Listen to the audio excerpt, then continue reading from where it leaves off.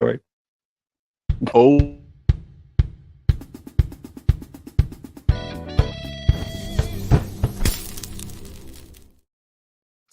Happy days. Don't worry about it. Don't worry about it. Like me, the intro is just about making it in there. Yeah. So that's fine. Glad to be here. Glad to be here, McManus. There's only two of us. Anyone who did watch the thumb or look at the thumbnail and is thinking, hang on, there is definitely three faces in there. The other face is on its way, hopefully attached to some legs and a body. No excuses, because you're the one who's been fucking roaming all up and down the country this week, isn't you, McManus? Or last week now, should I say? Yes, I went to Hastings. There was a lovely trip, I must say. Like, I'm a bitch for scenery. I've got to love it. I really do. I'm an old man now. Yeah. It was mainly just to make sure the kids have fun. And yeah, I went down this water slide at probably Mark 5, and I'm never going to go on that fucking thing ever again. Oh man, them things are fucking very gamble, because sometimes you'll do a water slide and it'll look so epic from the outside, and then you get in there, you get about 6 feet down, and then you're just like bonk, bonk. Oh, and then you kind of got to like wiggle yourself, you know. You know when you smash your elbow and you don't realise it until you put pressure on your elbow like a day or so later, and it's just like, ow, why does that fucking hurt? It's like, oh man, joys are getting old. And like some of the ones that look like shit from the outside, all of a sudden you get in it, it's just like you're going at Mach 5, like you say, just whoop, bye, and off you go. It was my daughter, and my son. My son wanted to go on it more than any fucking thing, because he went, "Oh, that's big water slide, yay, 2 wins," and he's just turned 8, so that we're there on his holiday. But he was like that far over the line, and I went, "Fuck it, how bad can it be?" So I tested it first, and I ate shit. I ate the fucking whatever it's made out, the plastic, the whatever. Like, I came down that thing, hit terminal velocity, and then round this donut, and then dumped out like a fucking unwanted turd. I got flushed. Basically, that's great times. Totally tubular, man. That's fucking. And the thing is, the pool you come out with, like we drop into, is like 7 foot bloody deep, so there's no touching the floor if you're panicking. And it's like, and it's got its own riptide for some reason, because the water's going round and it's coming out there going round as well, so it's turning this. And the first thing you do is this, like, you're going around in a fucking circle. As soon as you've just come out of this flume, like, just turn your asshole into your brain, and it shocked me, and I was out, like, my legs were wobbling when I stood out of the pool, and I went, that thing fucking goes, woo! And they can hear me as soon as I hit the donut. I did do a Ric Flair woo, and you just see him laughing on the video, and I just come out of it like, that thing's fucking going. You're not going on that.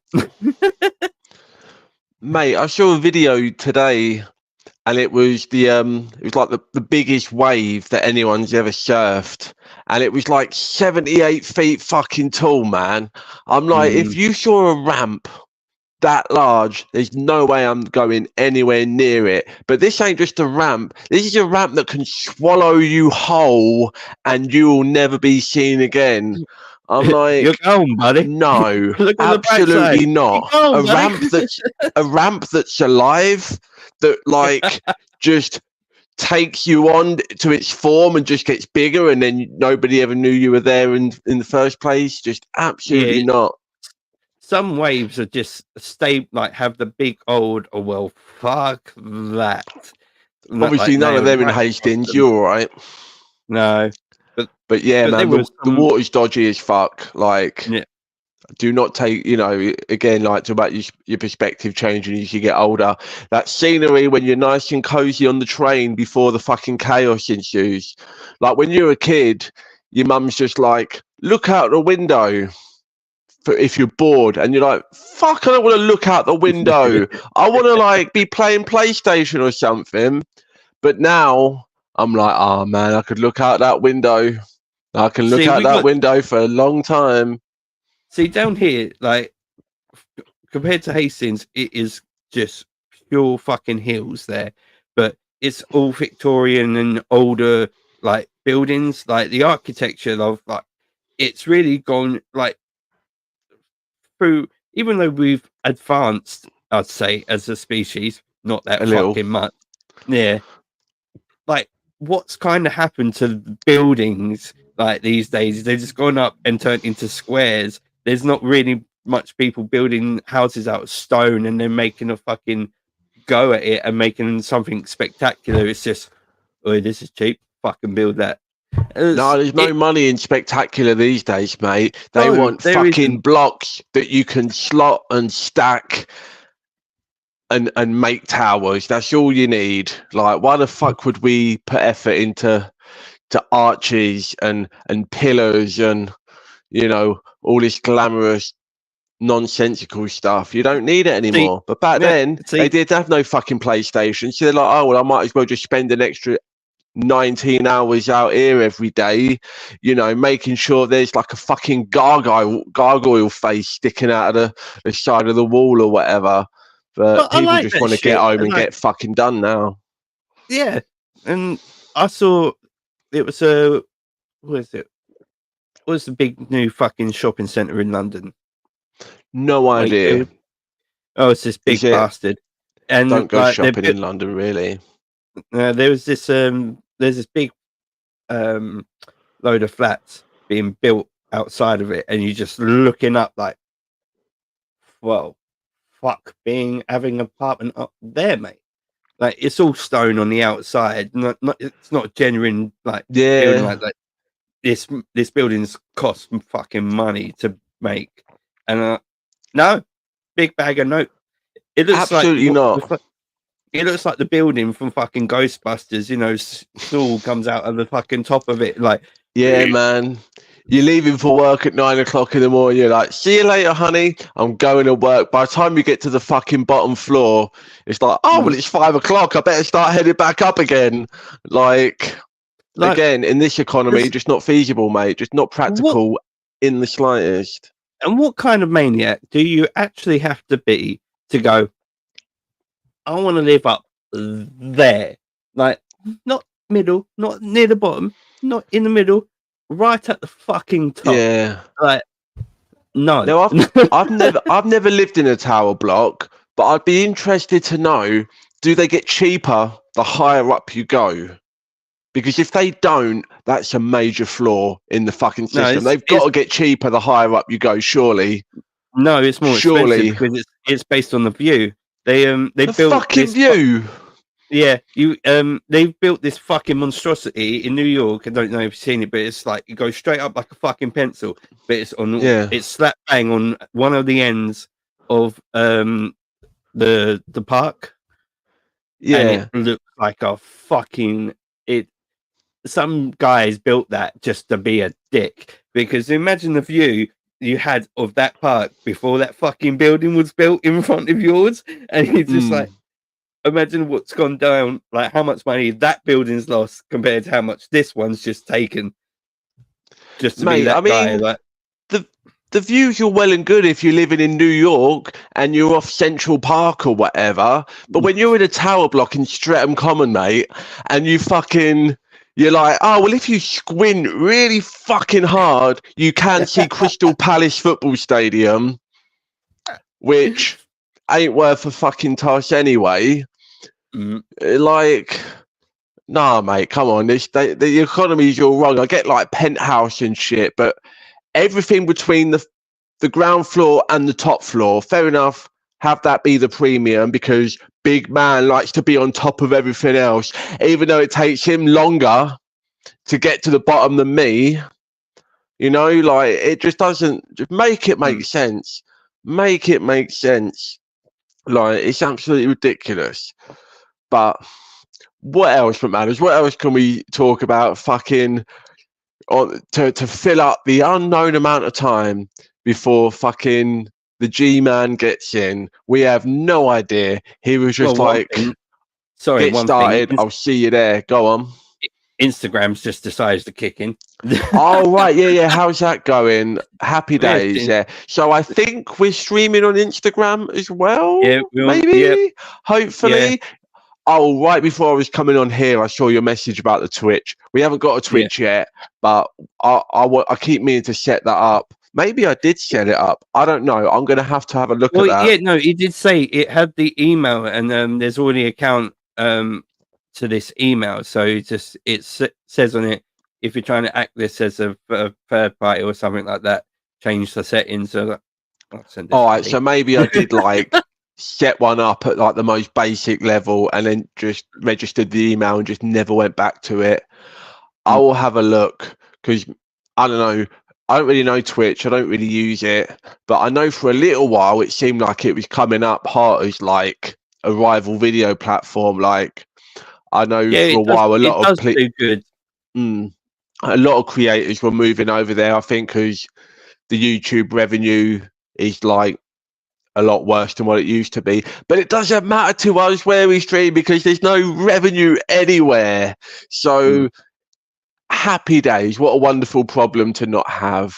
You know, it's do I want to make 23 pence per ad on YouTube, or do I make 22 pence per ad on Twitch, but I get twice as many ads or whatever it is? It doesn't matter. We got no pence, no ads, no nothing. Click a like, click a subscribe. We are going to be talking about Alien Romulus, or I probably should save this question for this conversation, but they could have easily called it Alien Remus as well.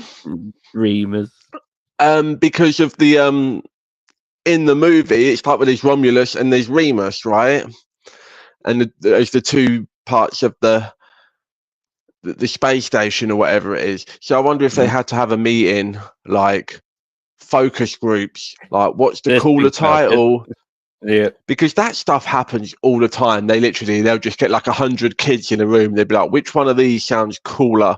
And then based on these 100 kids, we're going to rename our whole fucking thing. And there you go. That's how Secret Wars, the first Marvel Secret Wars run, that's how they got their name. They brought in a load of kids and they were like, what's the coolest word that you know? And the two top votes for the coolest words by a bunch of 8 and 9-year-old boys was secret and wars. So I don't know what that says about humanity, but they were like, okay, well, that's what we're going to call our new big crossover event that was designed to sell toys that didn't actually sell toys. And they were pretty crap. They were not good. It's really? Do I need Iron Man with a shield?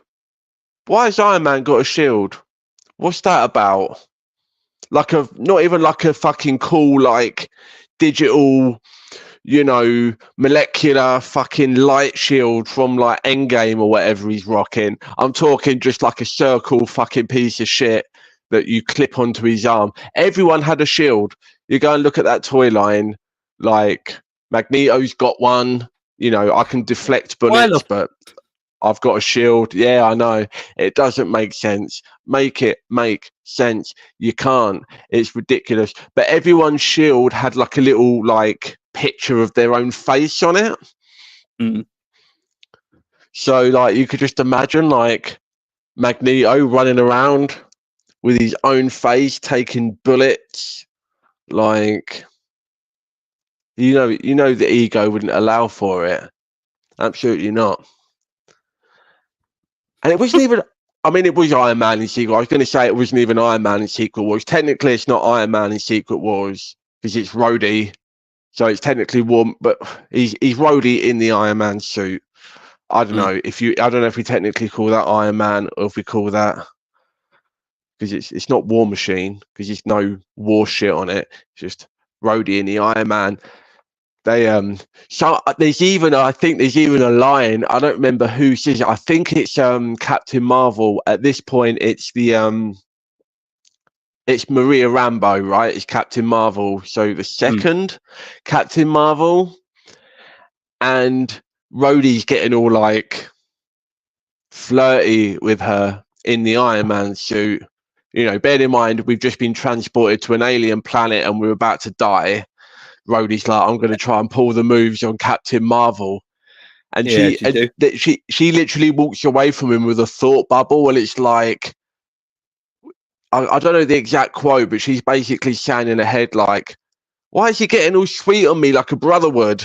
You know, like she's basically saying Iron Man's talking like he's black, because obviously nobody knew at the time that it wasn't Tony Stark in the suit. So like, all of a sudden, they think, as far as they're concerned, Tony Stark just turns up one day and just starts, you know, whatever, you know, and they all think it's Tony Stark just culturally appropriating, and also and not only is he culturally appropriating, he's trying to steal the only black woman in the Secret Wars as well. I think the only black woman in the Secret Wars, Captain Marvel. So fun times. Tony was in rehab, by the way, if anyone's wondering. This was just after that. In rehab? Tony Stark was in rehab. He's just done the Demon in a Bottle, I'm guessing, and he's not having it. Absolutely not. There's also, I don't know why I'm going off a tangent on OG Secret Wars. Read it if you haven't. I'm assuming have you read it, McManus? Nope. Or have you only read the 2015? Yep. I've got both of it. I think I've got both of them. I've definitely got the original one. I think I've got the 2015 one digital. I'll lend you the older one. So after the Secret Wars, they all go back to their lives or whatever. Spidey's got the black suit now, right? Because he's picked that up during Secret Wars, and he runs into Daredevil.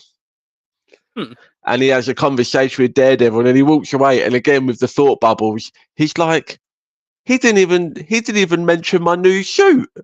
What's that about? Like, no, he didn't mention your new fucking suit because he can't see it. And again, this was back when nobody knew who everyone else was. So everyone's getting mad, everyone's getting passive aggressive and flirty, and, you know, tensions be running high back in the 80s. Mid to late 80s was a rough time. And also Daredevil, my boy Daredevil, he was probably mad as well because he got left out of the Secret Wars. He weren't in there. Bullshit. Yeah, it's fucked up. It's like, really? You got the Lizard in there?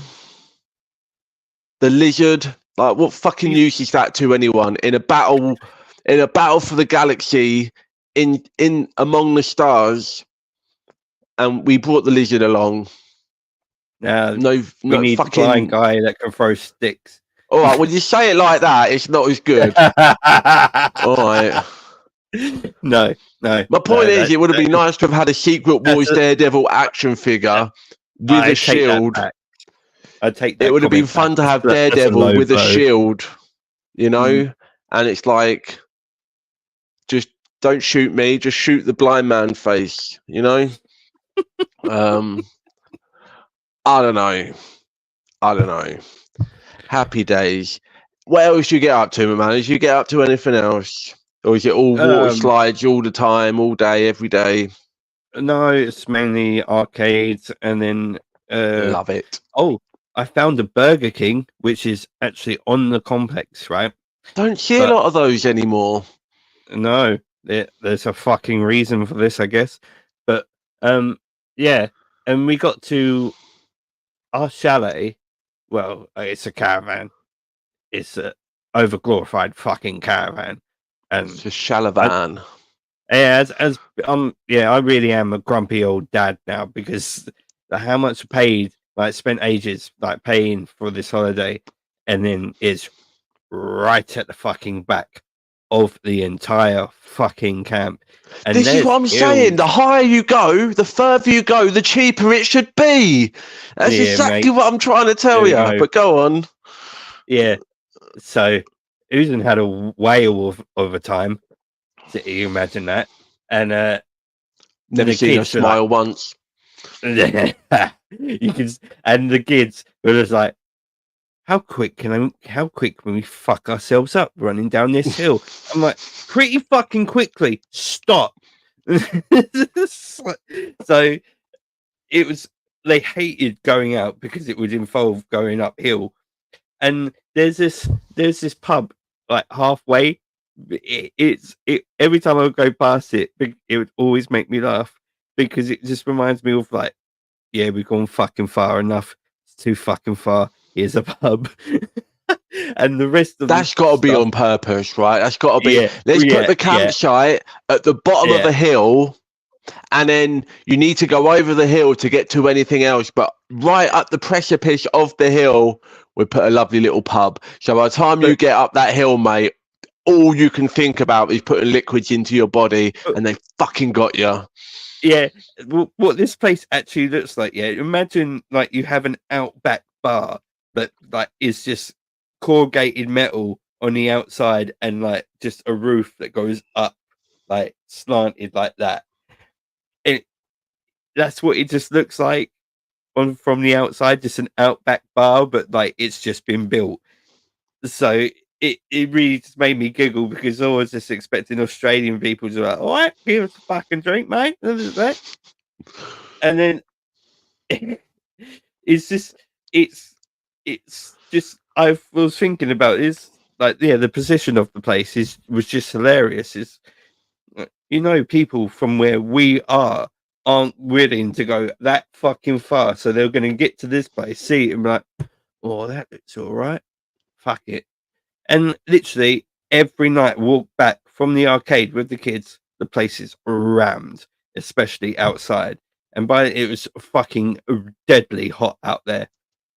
And like the decking was just filled with people and fucking renegade kids every fucking where. And like, I thought I let my kids off the fucking leash. No, people get here and just go, fuck it. They like disappear. We'll find you. Mate, it's the worst. It's like they turn into what's the kid called in the Wild Thornberrys? The little boy. Yeah, you know what I mean. And they're just fucking rabid little animals. And then you're like, some kid will just fucking leap up out of the fucking ground like a mole on steroids and just fucking land on your shoulder, fucking chewing on your ear, like with all fucking candy floss, fucking foam coming out of his mouth, and you're looking around like, where's the fucking parent of this little prick? And then they're just like, Transylvania. I've seen one of them probably. Yeah, Steve Buscemi plays like the Wolfman, and he's got like over 1,000 pups, and they're all like, ravaging fucking piranha pups, and they're just like, blah, blah, blah. And you just what? Yes, you can leave your kids with us. Kids, free time, alone. Yes, we take all children, and they've only got one of them at the moment, which is the girl out of like 100 boys.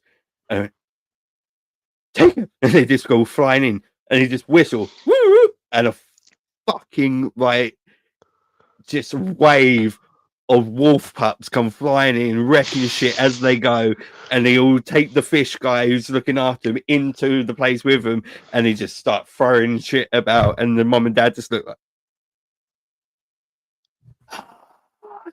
and mate, fuck off. you didn't watch Friends, did you? Yeah, or did you? You did watch it. When I've actually restarted it again because of the fucking what's happened this week. Right, yeah. So when Phoebe's brother and his wife, they have the surrogate triplets. Yeah. And then like there's the episode where Phoebe has the triplets, and the next time you see them, they're like all little kids, right? And they come into the coffee shop and they just look rough. They're just so tired. They've got no life whatsoever in them. And they literally just get into the shop, and it's just they just separate. They all just fucking run in different directions, and they're just like, oh, thank fuck for this. And he's like, you know, when you're holding one twin and then you've got another twin, and then the third one starts running at your crutch, what do you do? Like, the worst. Played by what's his name, Giovanni Ribisi, plays Phoebe's brother in Friends. Yep. He's one of my yeah, he's definitely one of my favorite characters in that. He's a great actor. I love him in everything. I watched Gone in 60 Seconds the other day. Yeah, when first time I saw that film, I was like, oh fuck, it's Phoebe's brother Frank. Frank Jr. And then there was a couple of films around then where he popped up. There was there was Boiler Room. It was I don't know if you ever seen Boiler Room. It's like a sort of stockbroker thriller kind of movie. I think it's got like Vin Diesel in it. I think he would be perfect to play Lars Ulrich. That's fucking good. Yes, that's with the hairline. Yeah, he's probably a bit old now. But he's got the face, and he can be a douchebag. So if they wanted to do like a dramatic version of like what's the documentary, the Some Kind of Monster? Is that what it's called? If they wanted to do like that era of Metallica, which is probably the most interesting time, really. Fucking Motley Crue did The Dirt, and then like they did like all their thing, but like Metallica, if they did Motley Crue, it'd be fucking awesome. Motley Crue, you've got to do young, right? Because you've got to have all that crazy story shit in there. Yeah. But I think, I don't know if I've said this before, the problem with a lot of like the music, like biopics, is that they're all just fucking mind-numbingly the same. Just all these young, you know, never do what's all like meet up. They write a hit song and then they start climbing up the charts. Then some of them have a drinking problem, some of them have a drug problem, one of them's got cheating on his wife with women. They all fucking fracture apart, then they come back for one big final epic show that's always like the most famous show that they did, and then the fucking credits roll. Every fucking music fucking band movie is exactly the same, you know what I mean? Sounds like life, mate. I mean, that is a little bit, I mean, not my life, but yeah, sure, some people's lives, right? But like Rocket Man, Bohemian Rhapsody, Ray, you know, Great Balls of Fire, any of like the classics, like you want to all of them aim to make you cry. Walk the Line, whatever. And Walk the Line was fucking heart-wrenching. Like, some of them are good, don't get me wrong, some of them are good, but I feel like every year we get more of them, and the more we get of them, just the formula is just so fucking predictable. Even Straight Outta Compton, right? Like, which I love. That's another one of the good ones. But once you've watched that fucking movie, once you've watched the Dewey Cox movie, was it John C. Reilly, Dewey Walk Hard, the Dewey Cox story or whatever it is, which is a parody of musical biopics. Once you've seen it and it does all of the fucking formulas, all of the jokes, you can't go back to watching them and enjoying them. Okay, yeah. You know what I mean? And so I feel like Motley Crue, you've got to do the younger ones. If they ever do like Ozzy, you probably got to do the younger years. But I think Metallica, because I mean, there's a couple of big things, but it's like, I mean, do we want to do the death of Cliff Burton? I mean, not to diminish from their fucking wide spanning career or anything, but you know, nobody wants to see Cliff Burton fly out of a bus. over We don't some want to see. We don't over in want a to see Cliff position Burton that he fly out of shouldn't the have fucking bus. been in the first place. So Once you no, because none once of you that. put that in the movie, the whole movie kind of has to become about that. You know what I mean? And Yeah, no you're gonna get disrespect, and but no, but you're gonna get fucking hate straight up if you put that in the movie. it's just I don't know. All I'm saying is I just. Again, no disrespect to any of the previous members of Metallica, but I think that's some kind of monster like 2002, 2003, 4, whenever it was. Mm. I think that's the era that you do when they were at their most volatile and they're all screaming at each other and they don't know Oh what yeah, direction. definitely. Because you can cast somebody as is it Rick Rubin, who's the producer of Yeah, Sent yeah. Anger? You can cut who's well renowned for being like a complete and utter, character. I'll say that to be the Yeah, but nicest way possible. and he's full like he says straight up he has like no he can't read music, but like do you have you played a musical instrument? Nope. Like I just know what I think people would like to hear or something like that, and that just blows my fucking mind when he says that.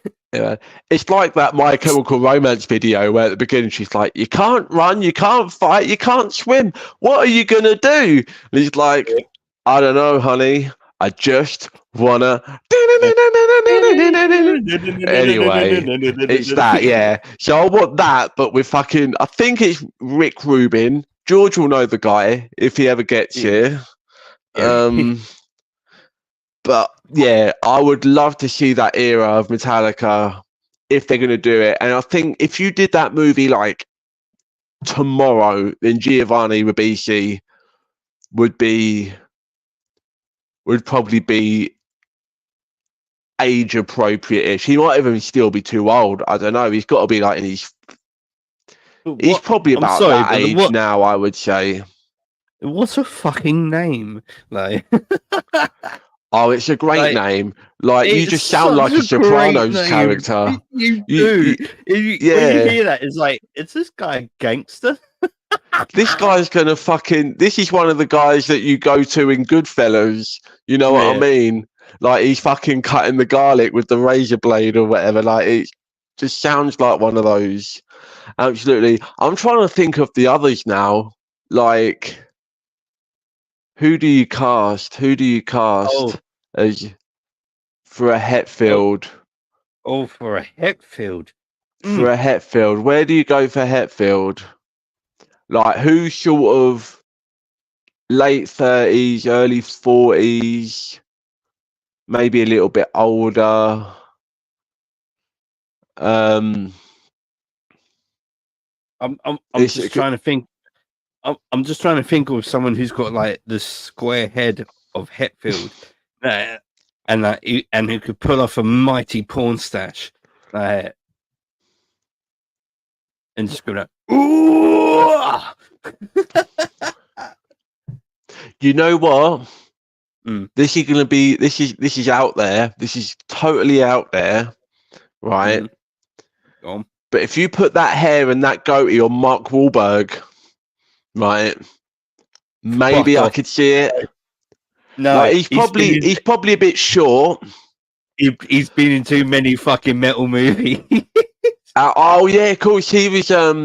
What's it called? Rockstar, wasn't it? With Jennifer Aniston. There's no way you're gonna take that fucking seriously because it would just come straight back. And to that. I don't love Mark Wahlberg, by the way. I'm just thinking like, who's got like that sort of like arrogant confidence and square headness that I could see it. Maybe I could see it. And then for Kirk Hammett, that's a tough call. That's a pretty tough call. I don't know. Because I don't know where Kirk. I'll be honest. I don't know where Kirk Hammett's from. So I don't want to touch this because I don't want to say that he looks like one thing and he's not. He's a different thing or whatever. Like, you know what I mean? Like, what is he? Do you know where he's from before I even fucking put my foot in it? I'm doing it. He's Googling it. Happy days. Fuck, save us all Google.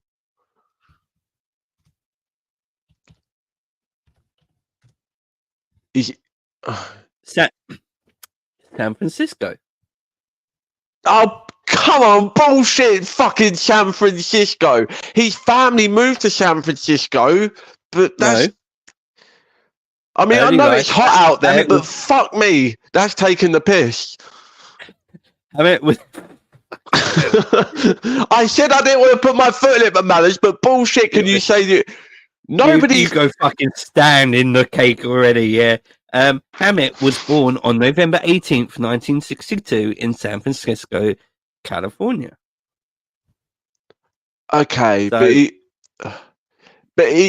he's got to be from like native or Haitian or Hawaiian descent or something, because like I say, you know, he's got a vibe. That man has definitely got a vibe, and I'm not 100% sure what that vibe is, but that's fine. I mean, at least we don't need to cast Jason Newsted because they got that motherfucker out of there. Like, he weren't even allowed to be on the album, let alone in the fucking documentary. I feel That so bitch fucking bad was for that guy. gone. Oh man, he's a legend, absolute legend. I can't even imagine what it must have been like going into Metallica in the 90s, late 80s, early 90s, as, you know, like a third party person coming in during that time when they're all at the height of their, you know, cocaine and alcohol problems, and they've just lost like a dear friend and colleague, and then you come in and then they're just like, Lars is in the studio turning all the dials down while you're recording. Oh my God. Sorry, Kirk Hammett. Go on. No, it's all right. His mum is has Filipino descent.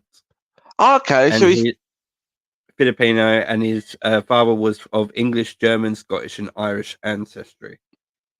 Okay, so he's half Filipino. There we go. He's a Corey. Look, I don't work for Ancestry.com. Okay, they wouldn't allow it because I'm all white and they needed somebody with more cultural experience. Okay, so that's absolutely fine. And surprise, surprise, I don't think I know any Filipino actors. So there you go. Good times. Good times. Let's just get fucking, you know, like what would Hollywood do? It's like, well, we'll just get like a Spanish guy, maybe, and just, you know, are you really gonna mind? Yeah, no, we can't. In this day and age, absolutely not. Okay. But Mark Wahlberg is James Hetfield. That's my hot take. I could see it. I could absolutely see it. But yeah, they would. He never would. Never would. And he's probably about the same age as Giovanni. Actually, Batista has Filipino descent. He's not Kirk Hammett though. What are we doing? No, he's a walking fucking tank. I'm just saying he could be like Tom Araya from Slayer, maybe. Like, again, I don't know where that dude's from either, but maybe Dave Bautista could be like in a Slayer movie. Not that we're ever going to get a Slayer movie, you know. That'd be cool though. I don't know nothing about Slayer. Did they even do anything interesting? Yeah, they said they retired, then they unretired. Everyone retires and unretires. That's all they ever do. Because let's face it, when they say our retirement tour or our final farewell tour, it sells more fucking tickets. I went to see Motley Crue on their farewell tour. It cost me fucking 90 quid. And then 3 years later, they're like, nah, we're coming back. They're like, you signed papers to say you were retiring. And then they kicked the fucking lead singer of the lead guitarist should be the fucking lead singer, kicked the guitarist out because he was literally, I don't know, but say they're in a fucking court case over it because he says he was unfairly dismissed and literally just kicked out the fucking band that he started. And the guy can fucking play, but he's got this disease that turns his fucking skeleton to concrete over time. Oh, was it Mick Mars? Is that what his name is? Yeah, Mick Mars. That's it. Sorry. No, I got it. Don't worry. Yeah. That's not even what I was looking up, but I know that shit. Yeah. And like, that's, even when I heard that, that's fucking unfair. Like, to do that to someone who's been in a band all their life. They didn't have to be in a band because they're fucking conditioned, but they fucking wanted to. But there was also an instance where he got fucking he got tackled by some fucking dickhead who decided to run on stage, and it's like there's just one person you don't do it to is fucking Mick Mars, because he falls over, he's gonna like just crack like a China fucking doll. Have you seen Not Another Teen Movie? Yes. Where the kid, they put the nerdy kid on the football team and he gets tackled by two guys at once and they come in from either side and take him in fucking half. Thanks for that. I just respect to Mick Mars. I don't want. I look, as cool as Mick Mars is, I still only want one Mick Mars. So please don't anybody tear him in half. I'm just saying that's the image that come to my mind. And I've been thinking about Not Another Teen Movie recently. I saw an interview with Chris Evans, and it didn't seem like he was like, yeah, it was just like, you know, a fun throwaway, you know, old like parody, fucking paycheck, whatever. Like it's like, oh, it's a different guy back then, you know. I don't know if it plays now. I'm like, fuck you, Chris Evans. That movie absolutely plays now. I will stand by Not Another Teen Movie till I die, mate. But he's shining boy, Chris Evans now. Like he can't do shit to like. Yeah, I mean, obviously he played that up, didn't he? He played it up in Deadpool, but yeah, for the most part, no, I get it. Like he's definitely, you know, he's in a different place. Obviously, he's been for a lot. I mean, it's been like 20 years since that movie came out. I fucking love that. Like the line, like Uzi lost her shit because she was expecting Captain America. I knew exactly what was going on because I saw the blue, and he's got this head rag, and it's like, please play more, and then I get a fucking he says flame on. He's like, what? And everyone starts roaring. I get fucking attacked. Like, do you see that? I'm sitting fucking right next to you. Yes, mate. I tell you what, right? I keep seeing all these fucking the last couple of weeks. I keep seeing all these reaction videos of like in the theaters and people like cheering when a certain cameo or certain person appeared in Deadpool or whatever, and all these people like, even like critics and like professionals, you know, people like in the business were like, oh my god, I had no idea when I saw Chris Evans. I assumed he was going to be Cap, but no, he was Johnny. So I was like, get the fuck out of here. Obviously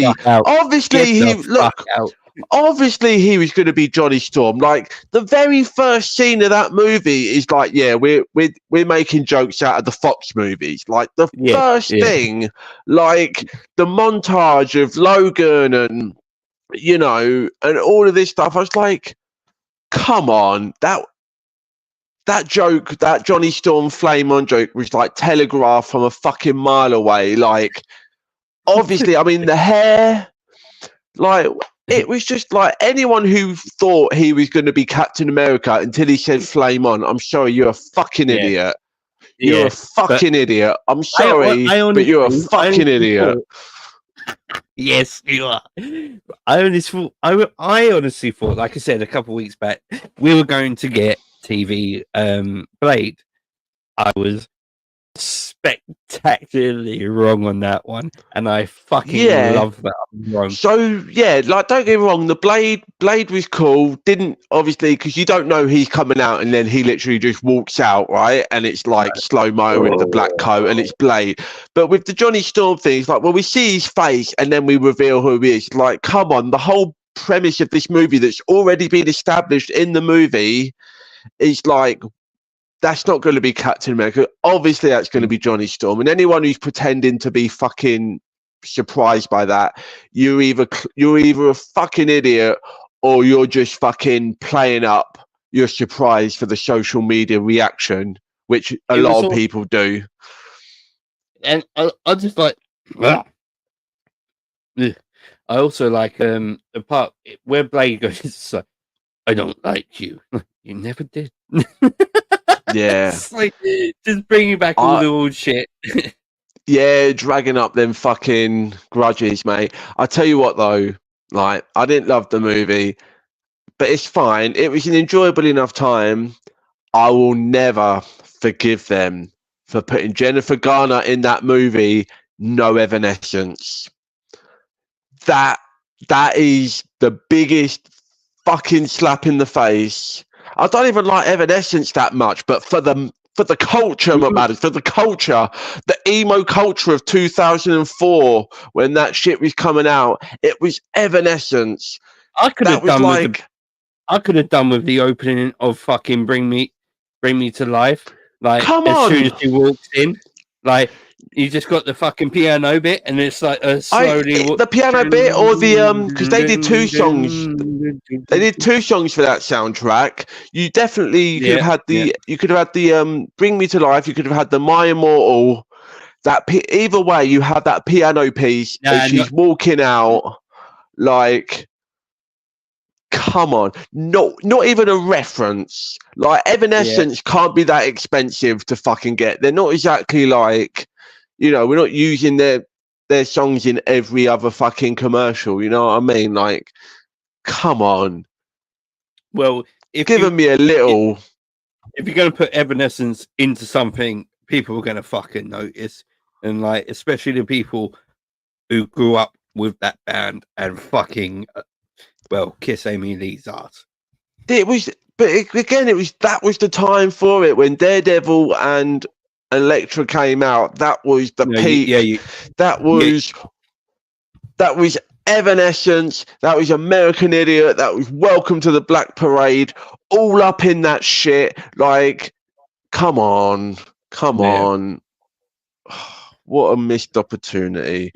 Speaking of missed opportunities, where's fucking George at? He's missing out on an opportunity. Like, yeah, tell him we're about to start talking about it. Yeah, we are going to be talking about Alien Romulus. I've been wanting to been talking about this fucking movie for over a week, like, without talking spoilers and everything I've seen. Yeah. Because, I don't talk about movies to anyone. That's one of the reasons that we fucking started this show in the first place. It's probably, it's just my perspective on the movie and my childhood, like. But what I've seen, like, people have said good things about this movie. Like, it seems like people like it. There's a couple of things that people seem to have issues with. Some rightly so, some maybe not. Yeah. We will get into it, into some of the finer details of what people are saying, what parts might be divisive. I did see some guy on, like, I put in Alien Romulus on TikTok after I watched it, and it's just got this. The first review is this guy like, oh, I'm on the Alien Romulus hype. I've been on the Alien Romulus hype train, and he goes, meh, and I went, I don't believe you. You've probably been paid for this. Fuck off. Yeah, I mean, that's what they do a lot of times now. They'll pay influencers to, they'll give them like tickets to the premiere and the screenings and stuff, and then they know they're all going to upload. Please go and shit over this movie, like, for us. Like, do us a favor. Like, no.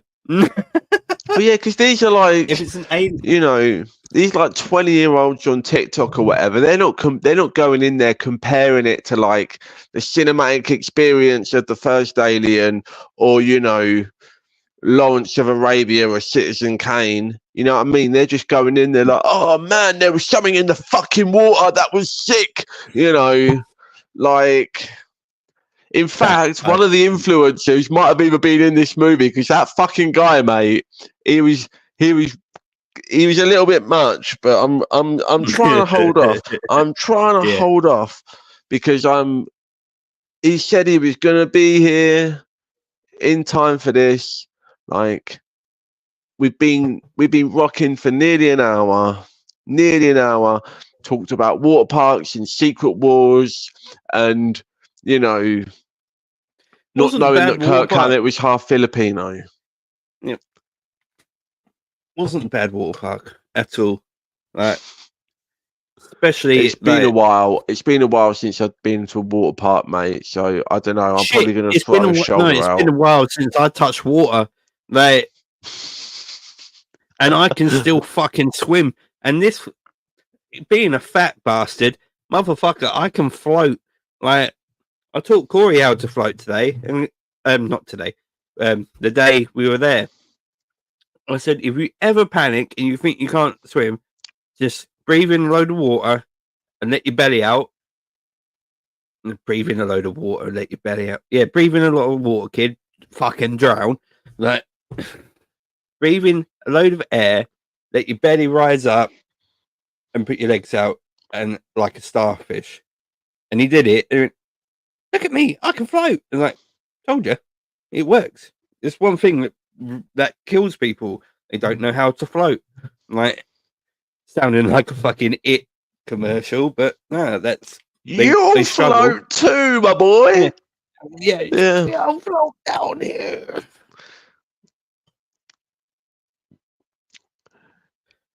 But yeah, he hits water and it's like a fish.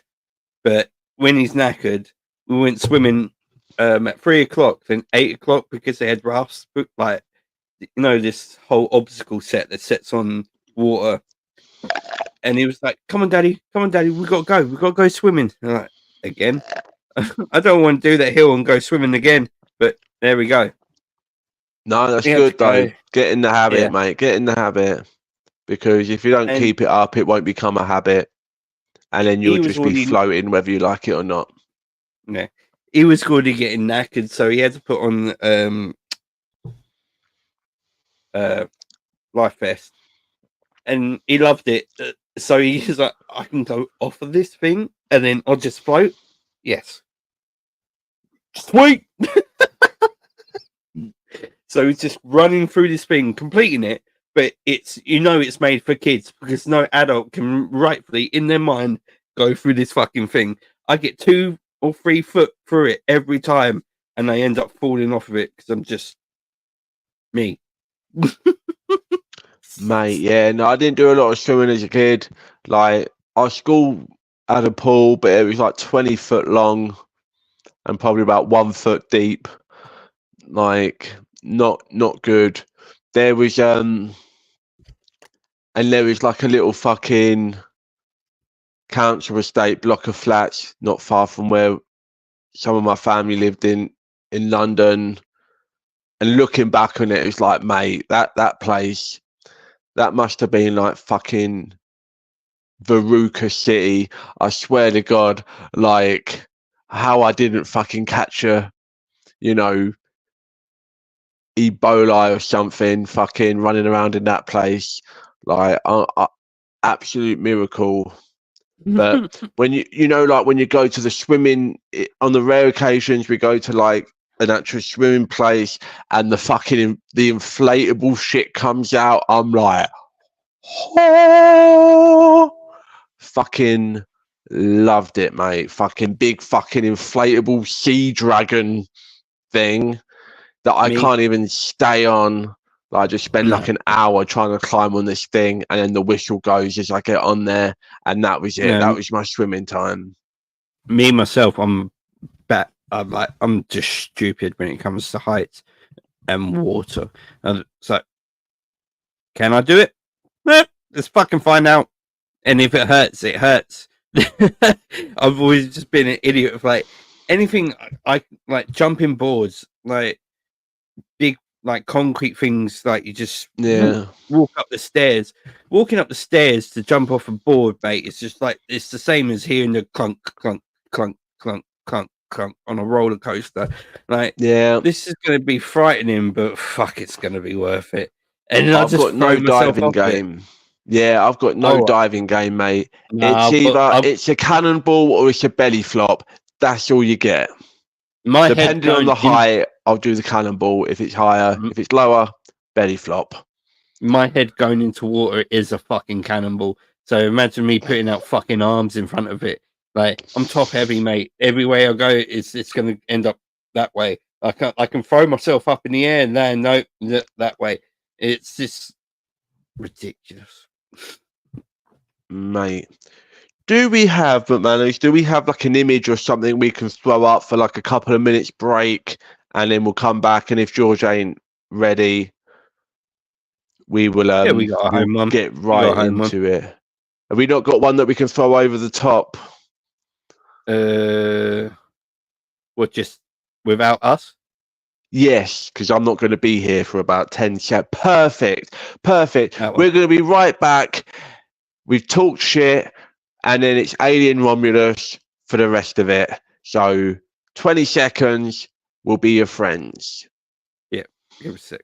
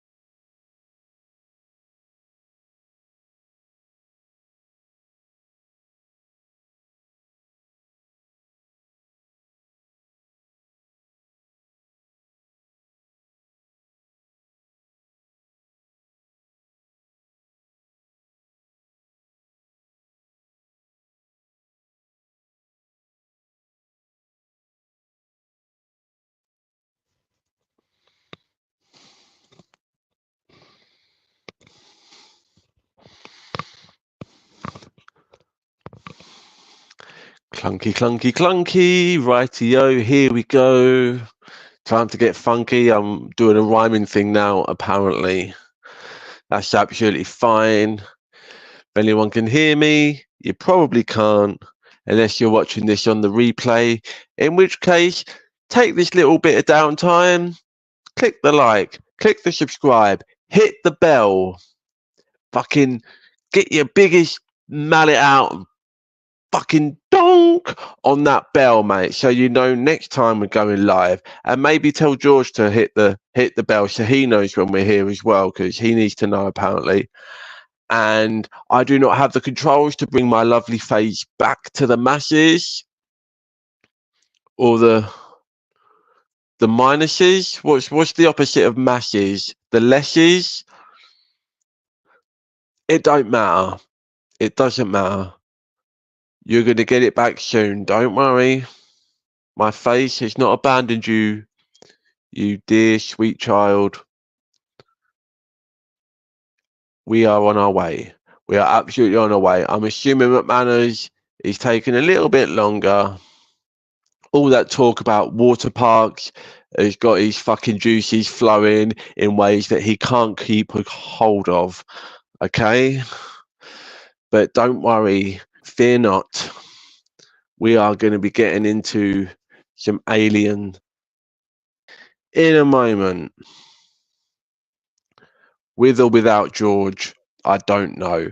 I've been keeping it going, McManus. Just my voice, the voice of God, just coming out to nobody. I've still not heard from George. And you sent him a message, have you? I've sent him a message. George, I'll send him another one. It's fucking hour in. I'll send him one on the group chat as well, because I'd like to know where he go. Because is he here? No. Keeping up a little rhyming vibe that I've got going on while you was away. Happy days. Right. Well, let's see how we go, shall we? Alien fucking Romulus. Right. Nope, wrong one. There we go. All the red, all the black, all the green, all the colour scheme. I can't stop rhyming now. It's just fucking happening. It's just happening. I can't stop. So Alien Romulus. I was excited about this one, McManus. Maybe a little bit too excited. I was really looking forward to this. I was like, I love Fede Alvira's Don't Breathe was pretty cool. Mm-hmm. His Evil Dead remake 2013 was really fucking good. And I was so like, you can't remake, reboot, redo Evil Dead. It's like, it's such a specific tone. You know, Ash and Bruce Campbell is such a specific vibe. Like, there's no way you can replicate that. And they didn't. They fucking left Ash out of the whole thing.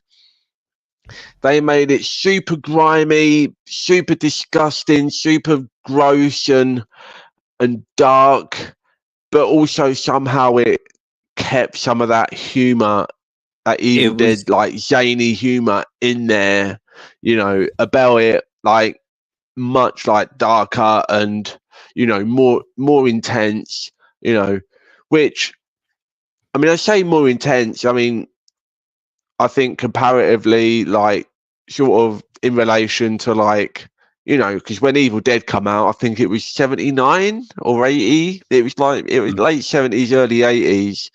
So Evil Dead was pretty intense back then. And I would say that this one was incrementally as intense for sort of the modern age. And that was in 2013. And he's not made a lot of stuff between then and now. I think he's like had a production company and this, that, and the other, like they all tend to do. 81 like, was made. 81, yeah, whatever. Look, we're not Wikipedia, mate, all right? But so I was like, here we go. He's doing Alien. I was like, there's enough grossness and like give him all of that, like if he can bring that vibe, but then have all like the creativity that is sort of allowed to you in sort of like a sci-fi realm, you know, like I was like, the gloves are surely they're coming off. Like the potential for this is like nigh on limitless. I thought, like, I was like, and the closer this was getting, like I said, didn't love Deadpool and Wolverine. So I'm like, this is the one. Like, this is going to be like the cool, crazy shock to the system that I need to keep me excited. You know, spending the money, fucking £8. £8 for a large popcorn, McManus. £8 for fucking fluffy cardboard shit with salt on it. £8. I pay £11 for my ticket. And hundreds, maybe thousands of people work on these movies. Hours, days, months, years of intensive pre-production, post-production, writing, coming up with all these ideas, concept art, previews, visual effects, building practical models, building fucking corridors of spaceships. Right, thousands of people work on this movie or any movie. And there was £3 difference between that and a bucket of fucking popcorn. What is going on with the world? Do you know what I mean? Yeah, you can tell lately there's been like the marketing for like the movies and for the shit you get at the cinema has just gone fucking crazy. But I'm not against it, Like if it gets someone in to go to watch this like a movie and like shit, I want that. And if it makes your experience more better, then fucking go for it. But it's £8 for a popcorn. Is that getting more people to go and see a movie? Oh, £8 for a popcorn is definitely not fucking like for popcorn. No, that's a large popcorn. It's like a liter, maybe a liter of popcorn if you want to measure it that way. It was £11 at Deadpool versus Deadpool and Wolverine, for my Deadpool bucket, which I really didn't give a fuck about if I paid the money for, because I know I'm getting a metal fucking bucket of this movie, and it's going to stay with me. And the fucking drinks one, by all means, I'll say this again because I'm proud of it. I bought the first fucking Wolverine cup. Yeah, and because mate. everyone's on a Deadpool fucking train, it's like, no, give me Logan. Don't get me wrong. The reason that cinemas are doing these fucking popcorn buckets and merchandisable sort of gimmicky things now is the same reason they're charging £8 for a fucking popcorn. Is because a ticket will be £11-12, right? Whatever it is, depending on where you go. Now, the studio will take like 3/4 of that as their cut. But the reason the studio is taking that much of a cut is because it's costing them, depending on the movie, 80, 150, 200, sometimes 350 if you're the Flash or Avatar or something, right? And it's like everyone just keeps blowing up their fucking budget. These poor theaters. And then having to charge. Is he here? Dr. Seuss. Ooh, that better be what you're saying, because if you fucking make it a song and a dance and I don't have a G man up in my G hole. Ooh, Dr. Seuss. There we go. Under the fucking. Mate, you need to fucking spin around because your decking's on the fucking roof, mate. What's going on? No, I can't. Did you turn the gravity off? Is that what's going on? He's floating upside down. So, yeah, we've fucking been stalling. We were talking about fucking water parks and Marvel's Secret Wars and fucking. What else did we? We was talking about what if they made a Metallica movie. I didn't know.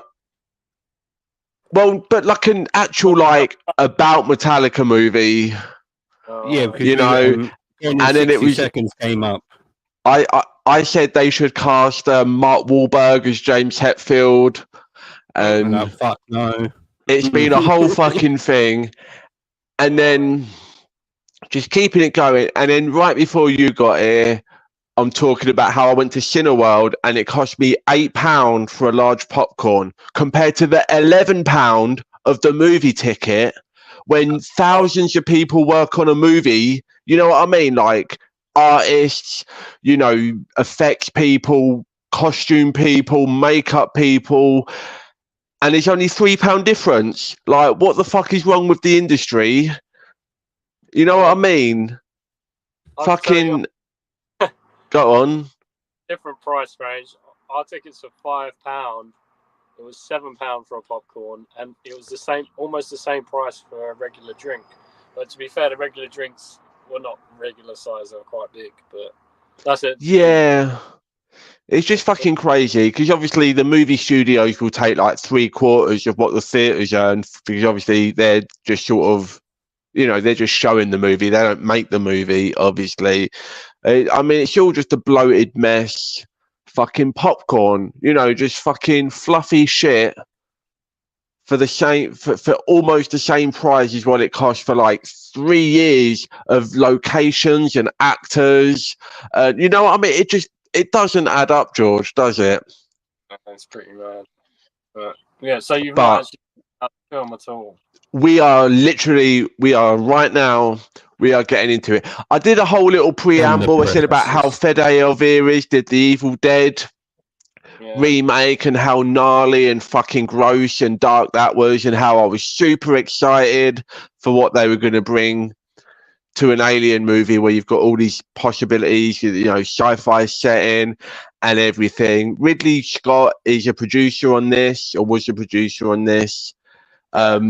Quite a hands-on producer, I reckon, based on some of the stuff that we get in this, but we're going to try not to spoil it too much for a little while. All right? Yeah, go on. I wait so long to be like, I've got like half hour. So. Yeah, we're good. Half hour is fine. We talked a lot of random shit, so people don't want to hear us talk too much anymore, right? We even had a little commercial break, George. But so, all right. So I'll tell you what, we get into this. It was really cool to see the sort of straight away, like we're expanding the universe. Like we're not on a ship. We're not on Earth, we're not like in like office buildings or, like executive places like in Aliens or whatever. We're actually like, we're seeing now, because obviously the first film is all sort of like, these are blue collar trucker kind of characters, right? And it's like, well, where are they trucking from? Where are they trucking to? And in this, it's like, okay, we're on like a mining colony planet place or whatever, so we're sort of seeing the sort of hustle and bustle, the day-to-day of like, again, we're just expanding the world, which I really liked. Dan's desperate trying to say something, by the way. Go on, Dan. No, I did the map to this. The place where it starts off would take 60 million years to fucking get to, so that's how far this fucking company's out in space. Doesn't it say that on one of the and I did I did the light. Yeah, I did the 61 light years and put it into Google, and it's like, it just under the like 60 million years in with our technology just to get there. I mean, what is this? Like, these are set like 200 years ish in the future from where we are now, right? Yeah, closer to 3, So like it's like 290 or something. Yeah, so it's like, it's crazy in that amount of time. Like, we've got this whole infrastructure that spans, like you say, 65 fucking million light years or whatever. But that's believable enough. It's not in our reality, it's in the alien world, universe, whatever. And we've got our main character, Ripley Light. Right, everyone in these movies you're pretty much just a Ripley Light, and then she's like, oh well, I'm stressed out, I'm working, I don't want to be here, this isn't the life I want to get away, I've got dreams, as one does in a sci-fi fantasy epic. I've got dreams of traveling away to a faraway different planet, get me the fuck out of this mining place, right? Just me and my brother. I'm like, wait a minute, I'm no geneticist, as we made clear earlier on in the episode. Like, and it didn't clock for me. Like, it took a few seconds. It's like, oh, okay, he's like the help, right? So, bearing in mind for this movie, he's the help. Yeah, he's the help, right? And not because of his colour, George, but because he's an android. I don't make it about that, right? I'm not implying nothing, right? And I've always said doing these, right, I suck at character names, right? I'm the worst with character names. So for the purposes of this conversation, it's main chick, ball chick, nice dude, bad dude, and Andy. That's all I got, right? Yeah. Who fucking cares? Do we really care? Go on. There's another girl. There's nice. Oh, pregnant chick. Yep. Cool. Yep. Just as in depth as the rest of them, right? But we don't meet them straight away. We just got the main girl. I think her name is like Rain or something, and she's running about with an android, and they do a good job with the exposition. Like they set it up like he's been with me since I was a kid. My dad programmed him before he died or whatever to look after me, and we don't like it here. We want to get off somewhere else. And then the grumpy lady at the desk, who's basically the receptionist from Monsters Inc., right?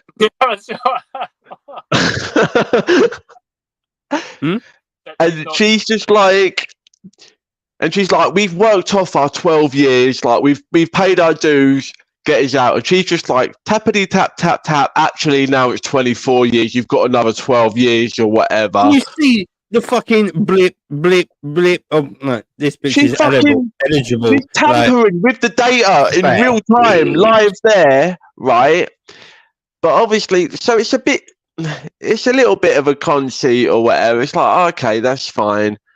And then she gets plucked out by like these people that she's presumably known for a while. We meet the gang. I'm a little bit disappointed at first because I'm like, there's only like 6 people in the whole gang.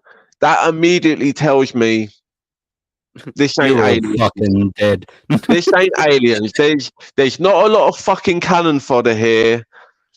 Like, this is going to be a much more contained affair. And they're like, we can get you off the planet. We want to get off the planet. And we're going to go do a little heist. We got some cryo shit going on. We're going to get out. Get you off. Maybe we not the can ship. get you off. And not in that way, right? So you two, I'll start with you, George. Coming into this, you've got the setup. Are you into it? Are you feeling hopeful? Are you psyched? Are you psyched for what's to come? Did it get you in the zone? First off, like the visuals, it was very reminiscent of, the first 2 films. Mm-hmm. I thought sets and the score was super. Score is great when it's there, but go on. Thank you. Got to deliver the tea. Oh, he's got service going on. He's got Andy just off the side of the camera there. He's got a little ethnic minority brother just off to the fucking side of the camera, bringing him his drinks. Nice for some. But go on, you're saying how you like the score. Yeah. Yeah. And yeah, visually, like the ship, obviously, before you get on the Nostromo. Yeah. Gave me the shits. Yeah, it was. I don't know. It was. Yeah, I was digging it quite a bit. To be fair, the way they just go, oh, here we go. Like, no, don't just no ship just turns and goes, meh. This one's just hold on to your fucking seat, motherfucker. Yeah, everything is like clunky and rugged as fuck. Like reiterate what George said. Like it looks very much like it can be in the world of the 70s movie, which is hard to do with also like in the context of like a newer movie. My fucking pet peeve, like that they do in a lot of these things, and Prometheus is a prime example. It's like, well, we're going to be a prequel to a movie from the 70s, but all of a sudden everything's fucking touchscreens and holograms. It's like, well, no, hang on. I hate that. I fucking hate that. And it's because you want it to look like a new movie to bring more people in to see the movie, right? It's nothing to do with the fucking narrative or the fucking consistency of the lore. Whatever, that's just what they do. But I think they kept that stuff pretty like in check here. I really like the sound design.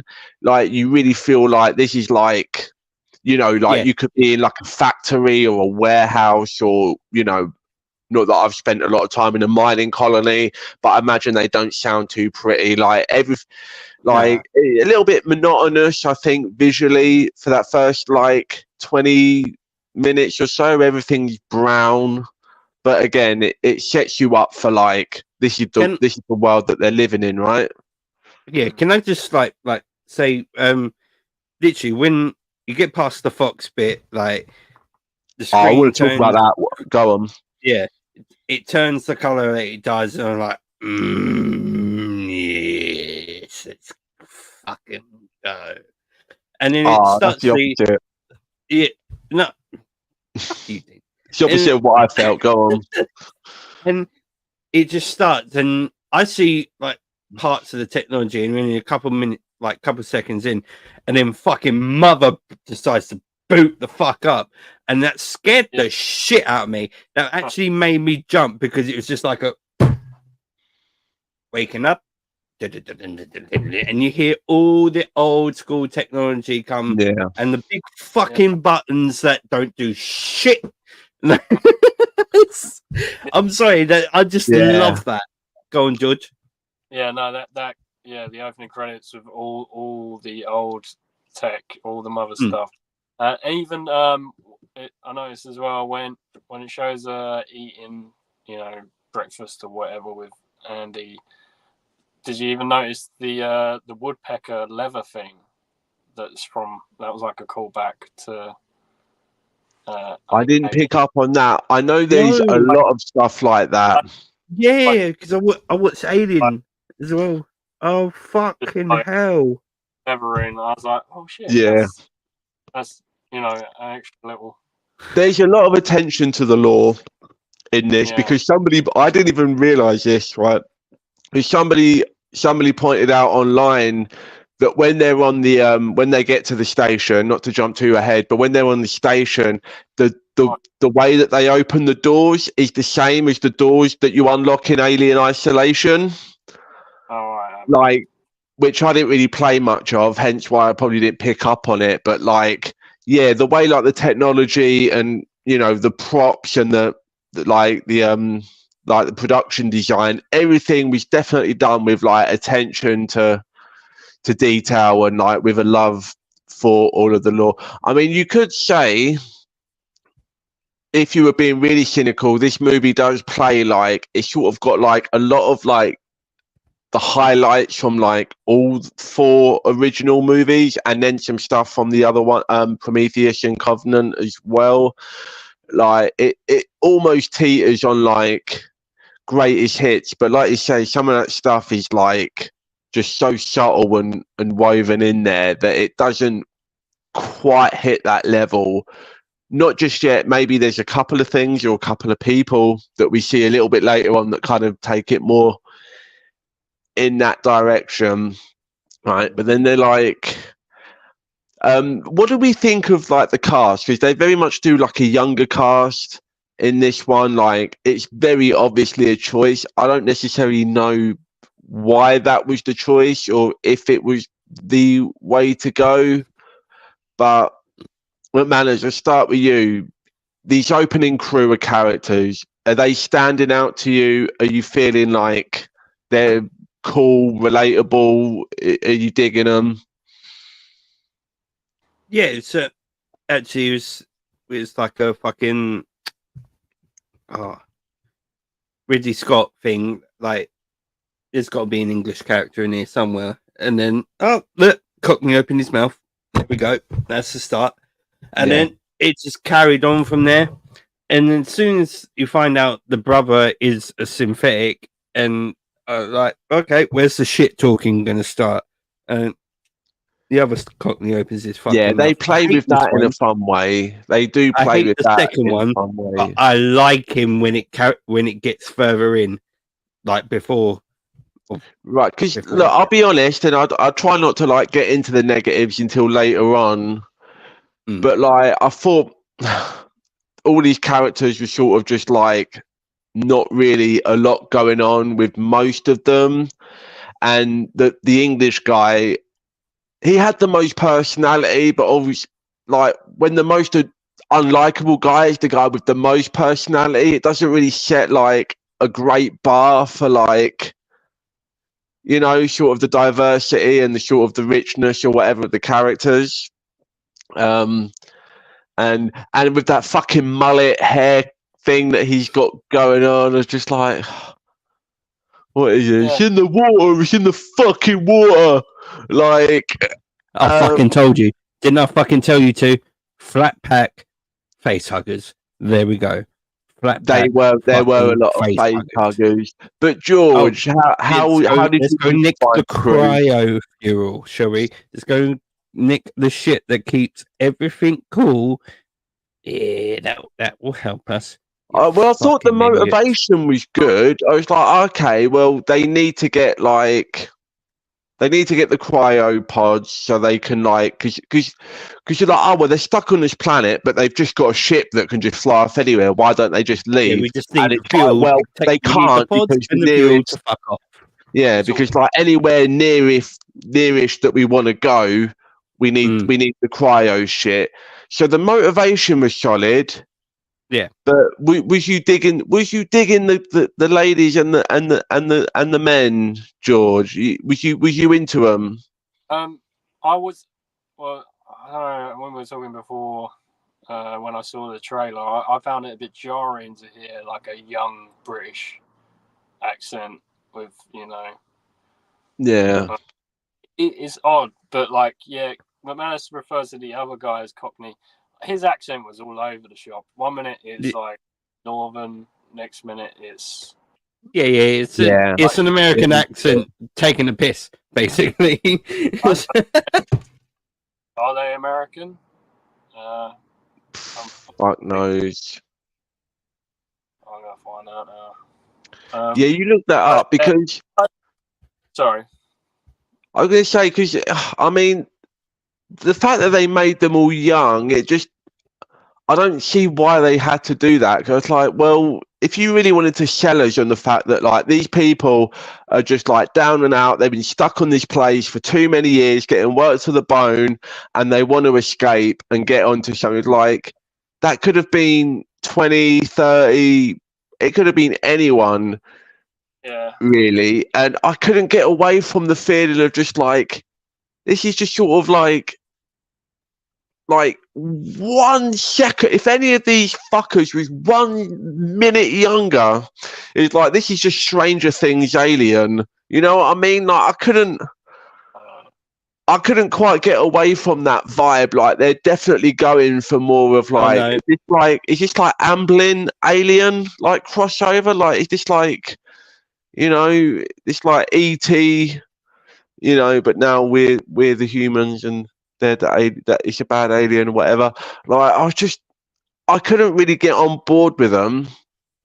But I will say, once they get on the ship, once they get on, or the space station, although actually, before I say that, I will say that, so this big monstrous corporation that's keeping you slaved on this planet, and I did totally feel for that, by the way. I did really feel like bad for them. Like, they're just fucking you over and they're just keeping you grinding. It did feel like a you know, an analog for real life in that sense of like, nah, they're just going to keep moving the goalposts and you're just going to stay where you are kind of situation. So I did feel that. But then it's like, if they're powerful enough and like fascistic enough, they're keeping you all there. They know everything. They know where you are, where you come from, and how they're going to keep you there. But really, this ragtag group of nobodies has realised that there's a giant company space station floating around, like just above the planet, and they're the only ones that picked up on that. And no one else has caught it there, and it's that easy. Nobody else is caught. And then when we find out later, like this is a very important station to the company, they're doing very, very important research up on that place, and nobody picked up on that apart from these guys with some little fucking scanner and whatever. They're just, oh, yeah, it's just right over there. Let's all go up there. And nobody else has picked up on that. Yeah, no, they did, because everything on that fucking mining colony has the fucking W on it. So they obviously go and pick up your W, like intercept it, send a team up there. This whole movie, I was expecting, like I said at the beginning, there's only 5 of these fuckers. I'm like, there's not a lot of people for Merkin here, right?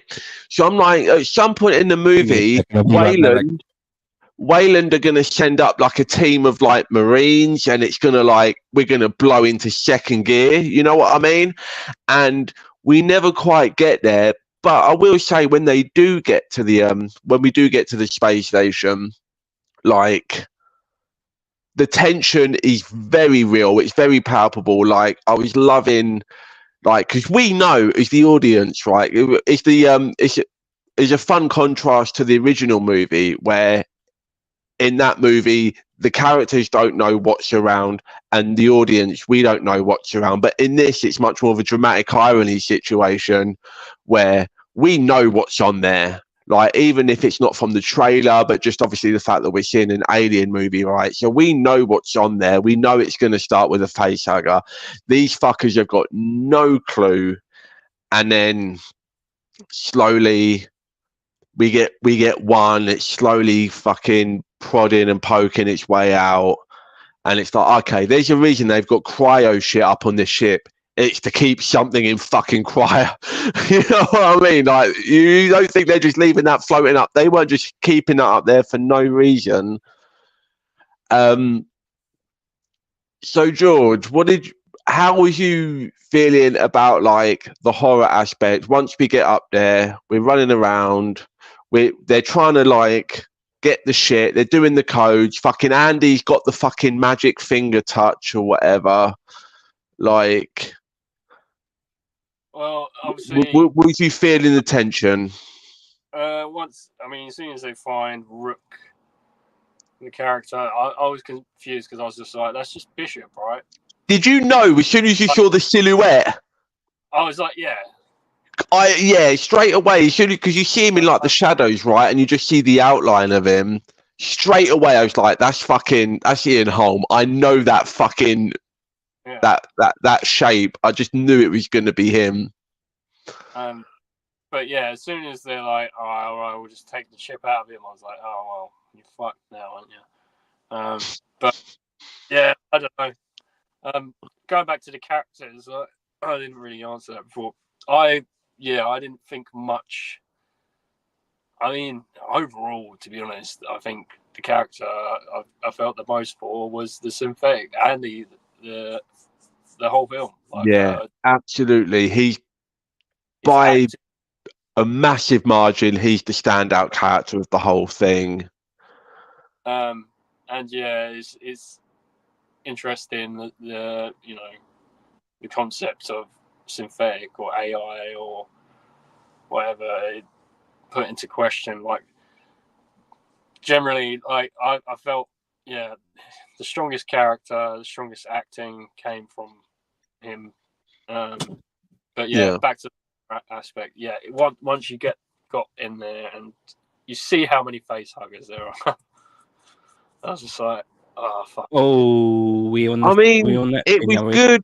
But it wasn't good because, like, you see there's like a dozen or maybe 24 of them, like, all locked up in there. But it's like, well, we haven't got that many characters. So it's like, well, we're probably not going to get that much. But you still feel like the tension. And when they're constantly trying as well, when they keep jumping on the different characters, you're like, who's going to be the first one to get the fucking egg? Like, they kept you guessing, which I thought was cool. Go on, McManus. That's what I fucking called when I messaged you guys. Like, called that fucking scene. But what I did not call is like when they go into it, yeah, and they're like, "Someone in the fucking water." Like that's when my mind went.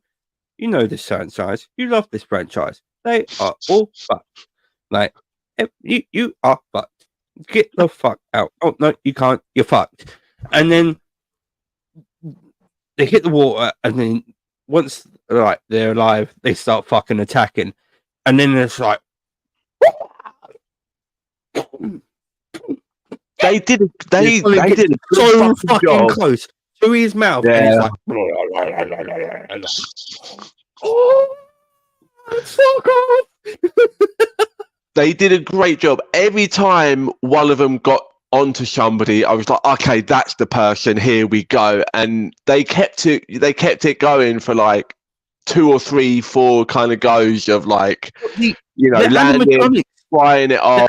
Got the are so fucking phallic. Like they had to put a fucking emphasis on you're gonna get face fucked in the worst kind of fucking way. Like, well, I've always said, and me and George have spoken about this on probably multiple times, but more specifically on our Alien Watch Along, which you can find on the channel, by the way. So go and have a look at that if you're in the mood for watching the Alien, the first one. But I've always said this, like the face huggers are far and wide the more terrifying creature of this franchise. Like, get killed, put me in a room with a fully grown xenomorph anytime you want. I do not want to be within 5,000 miles of a fucking facehugger, right? Absolutely not. And this movie just fucking made that point for me, because I'm like, again, like with the amount of them, with the guessing game, and to go back to the sound design, the tapping when they're running around, like that shit was so good, absolutely superb. It's a wet slap, like. Yeah, you get wet sounds, your tapping sounds, your hungry sounds, like it's all in there. Yeah, I still disagree. They gross me out. That was ultimately, like Dan was saying. I mean, the thing is, they have both genital likeness thing. Oh yeah, they've got it all, mate. There's no discrimination from these little fucks. And you've got the flying vagina, like flying flange. Yeah, like it's when it went slow motion. It's like, yeah, man. It's like, fuck, absolutely. No. That close up where it's like literally just fishing through his mouth, like all of that stuff was just like like really hammering it home. Like, yeah, this is what they do, and this is all they want to do. I watched the version I did, and then I went to Clacton Cinema to watch it, and they even went, "Look, I got a free ticket to Max, and like, do you want to come watch this?" Like, nope. Why not? It's Alien, and it's 21st century. I don't need to see that shit. You can tell me all about it when you get back. I'm like, oh, okay. And then I proceeded to shit my pants. Not literally, but no, man. Like, go on. I was just saying, I watched this last night on probably the biggest cinema screen I've ever seen. To be fair, yeah, like fucking massive. And yeah, it's View Cinema in Romford. They've got like 16 screens in there. Every other time I've been there like 3 or 4 other times, and it was always in like screen 1. Last night was screen 14, and the fucking screen was massive. But yeah, seeing all that shit in detail, yeah, I was like, fuck me. Like you said, like obviously, let's fast forward a little bit. So when the outbreak, yeah, Dean, like you were saying, like you don't know, you're like, who's it gonna latch onto?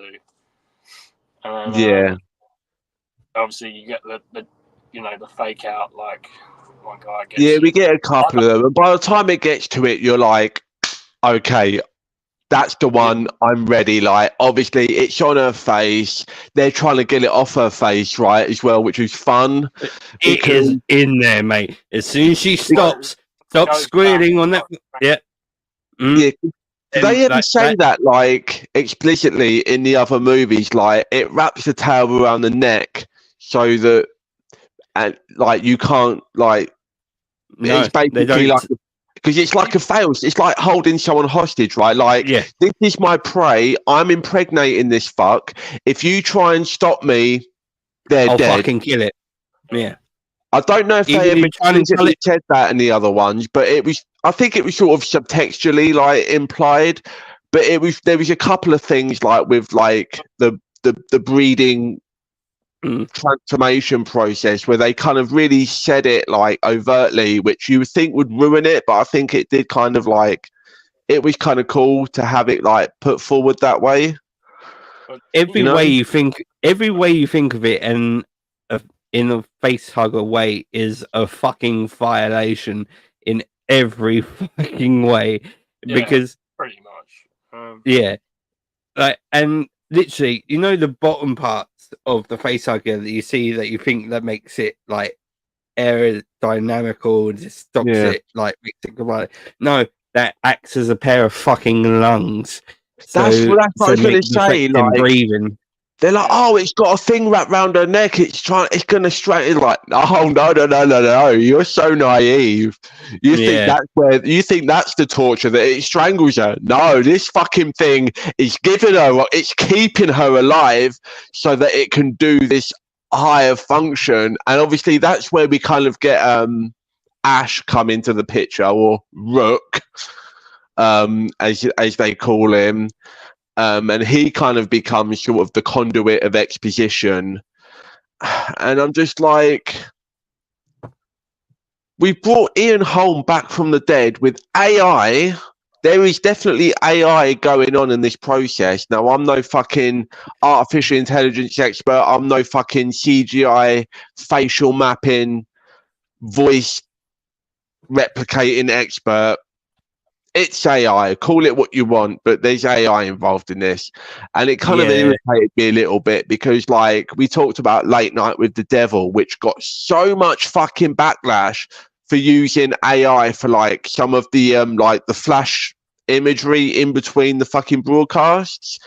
And it's like, and that was a small movie with no budget. And then this is like a big movie, big budget.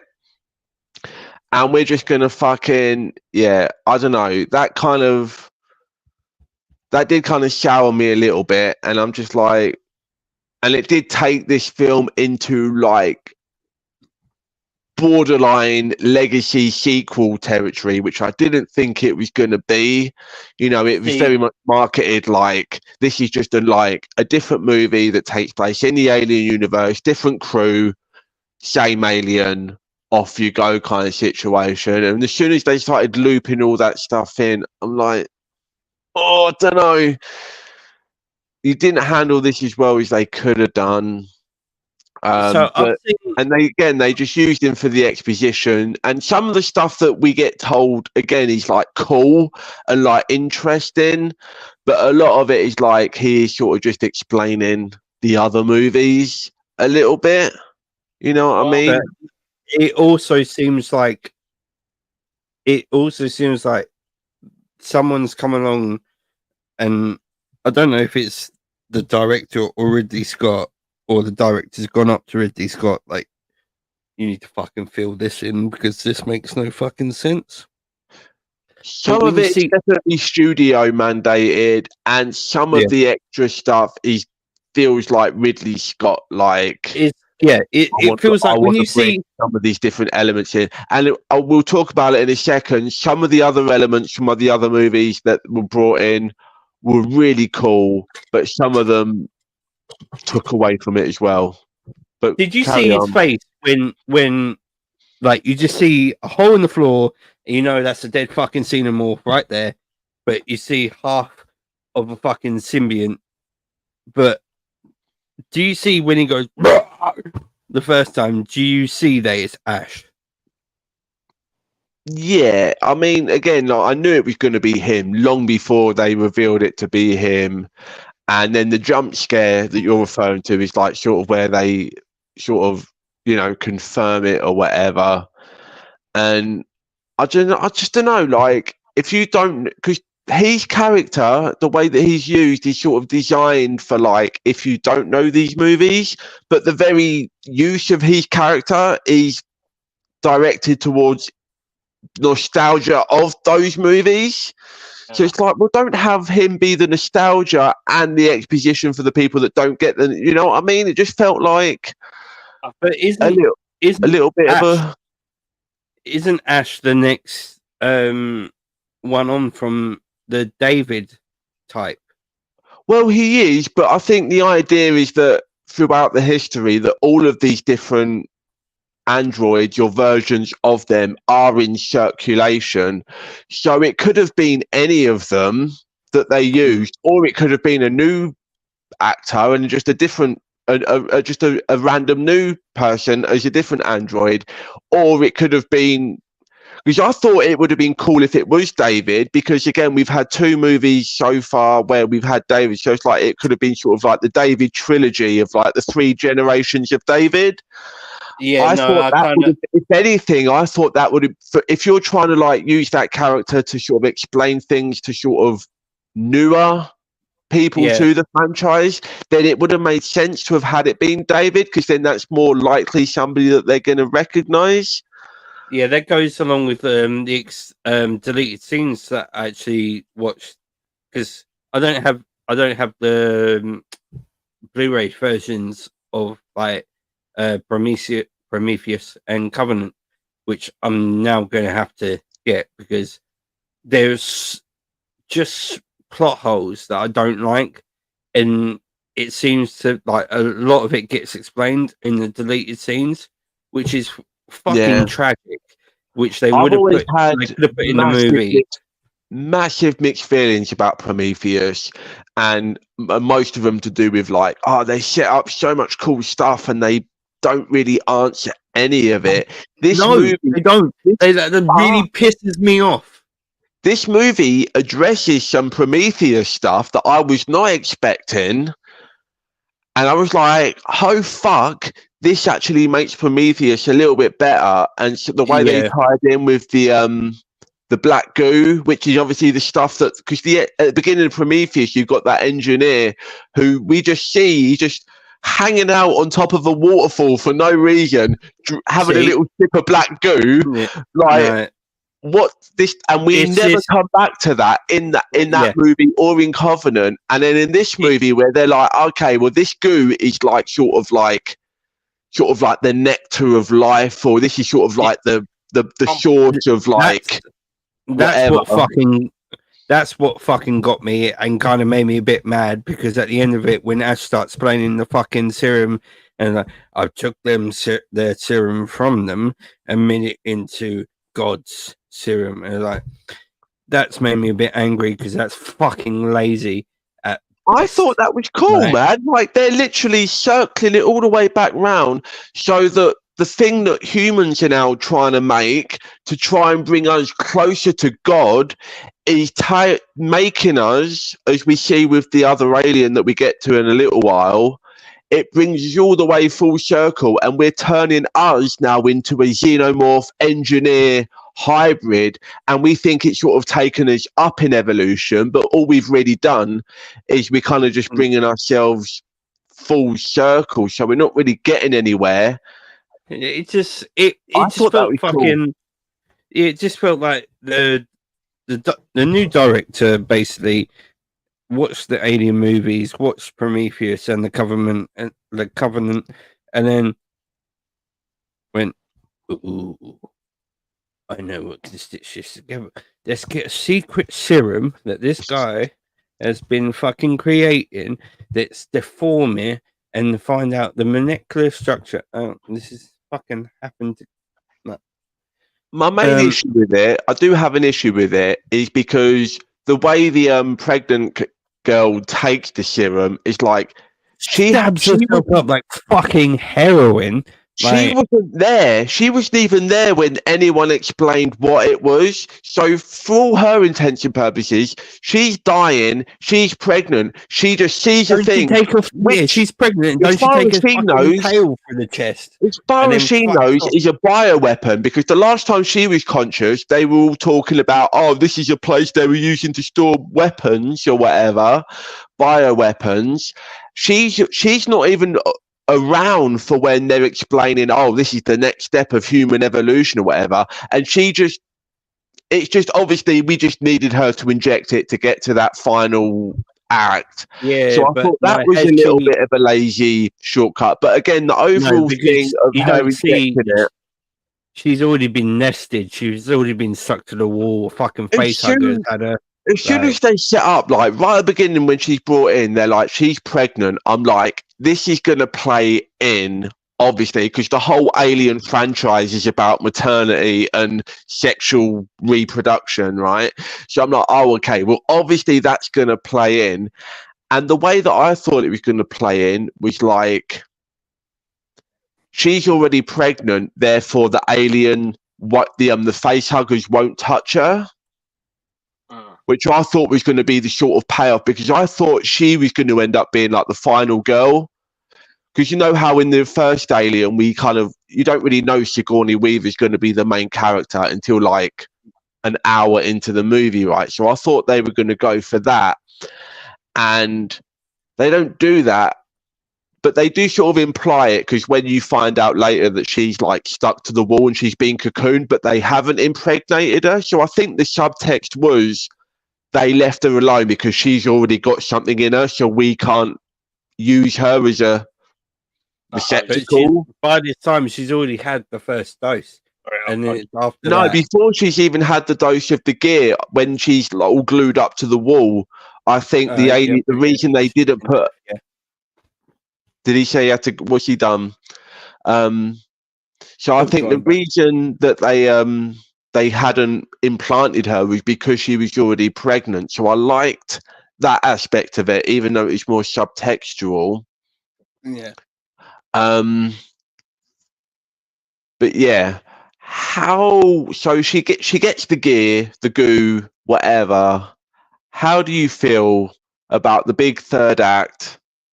It's not an alien anymore. It's a xeno-humanoid alien. Did it work for you? Sing back to 1997, mate. Fucking resurrection fucking vibe, straight up. That's exactly what I thought. Up, but just in wrong fucking species. Like, there's no queen at the time, and I realised, like, sorry, I'm gonna cross over the fucking Covenant for now. No, go on. You ever wonder, like, right, when was the first fucking soldier? Like, where's the first soldier you see? Like, they go on aliens, it gets into the commander, or what's his name, and then bursts out. It bursts out, and then just fucks off, hibernates, kills like most of everyone. But you don't. Sorry, dude. Yeah, sorry, I don't know what's my fucking. You're cool. Where are you? Huh? Where are you? He looks like he's in a submarine going to look at the Titanic. That's what he looks like he's doing. No, he looks like he's in Steve-O's studio right now. Yeah, because it's either in a fucking studio apartment where there's literally one room, or here. So this is it. Cool beans. Can't be on here much longer, mate. I've got. Yeah, no worries. We're nearly done. So all right. So George, we got you back. We take the turn. Lady, human, alien hybrid. You know it's coming. Like, they set it up fairly early on. How did it work for you? Was it too far? It wasn't too far. I just didn't like the design of it. I didn't like the look of it. Mm-hmm. Mm-hmm. It was a bit Yeah. lame. Like, I liked that it looked like the engineer, because, like I said, I like that whole bringing it full circle thing. But really, I don't think it was too much the design. I just think it lacked personality. George, did It it didn't give you have a cool resurrection thing. vibes? Huh? Did it give you resurrection vibes? Yeah, I mean, I don't know what In the I worst think, way. well, no, because like I said earlier, I think it sort of, this movie does kind of act as like a greatest hits of the first 4 movies. And say what you want about Resurrection, that fucking hybrid, like, that had emotion and pathos, and you felt something when it got sucked out. Like, you felt like there was the human nature fighting against this animal alien nature, and this one was just like, well, it's a human shape, but it's still got exactly the same like alien hunting vicious nature. Like, it didn't have anything new to the, you know. Oh yeah, and You know, it's got the guy who plays the voice of Chucky as the fucking scientist who's just like, he was born for you, Ripley. She doesn't want to lay eggs. You come from her. This is her gift to you. Like, well, all I could think about the whole time is like, that's just Doug Jones, isn't it? It just looks like Doug Jones. Like, and I know it's not Doug Jones. Or the do you ever see the movie Splice? fuck yeah. It's that creature from Splice. It's the same design. Like, it's like, well, this is the big forward direction for the human development or whatever. It's like, well, it's just an angry, mindless alien in a humanish shape. Like, it didn't have anything different to it that suggested like it was worth, like, the juice was worth the squeeze or whatever. And sort of expand out of that, but also in the third act, like, we had that cool scene with the anti-grav with the alien blood. That was pretty cool, but they didn't really do anything with it. It just it just went up and it came down. I like the nod back to the old style, like when the synthetic, like the brother, with all his upgrade, he touched the ground and he's got the laser line and like, oh, we're disturbing the mist, and he just looks up. Yeah, I mean, we're fucked. They brought some fun new things in, like the thing where they're like, "Oh, you got to keep your body heat level so that the face huggers can't." When they go through the door, like, but then they're just fucking talking to each other. They're fucking talking to each other. That was the classic, like, swear at the screen moment where it's like, "What the fuck are you doing?" Classic horror, like, trope of, oh mate, stupidest thing possible right now, and it's for no end. But you're not supposed to fucking make a sound, so why the fuck are you doing this? It's like we're going through all this effort, we're raising the temperature, we're monitoring our temperature, and then we just start fucking having a chit chat, right?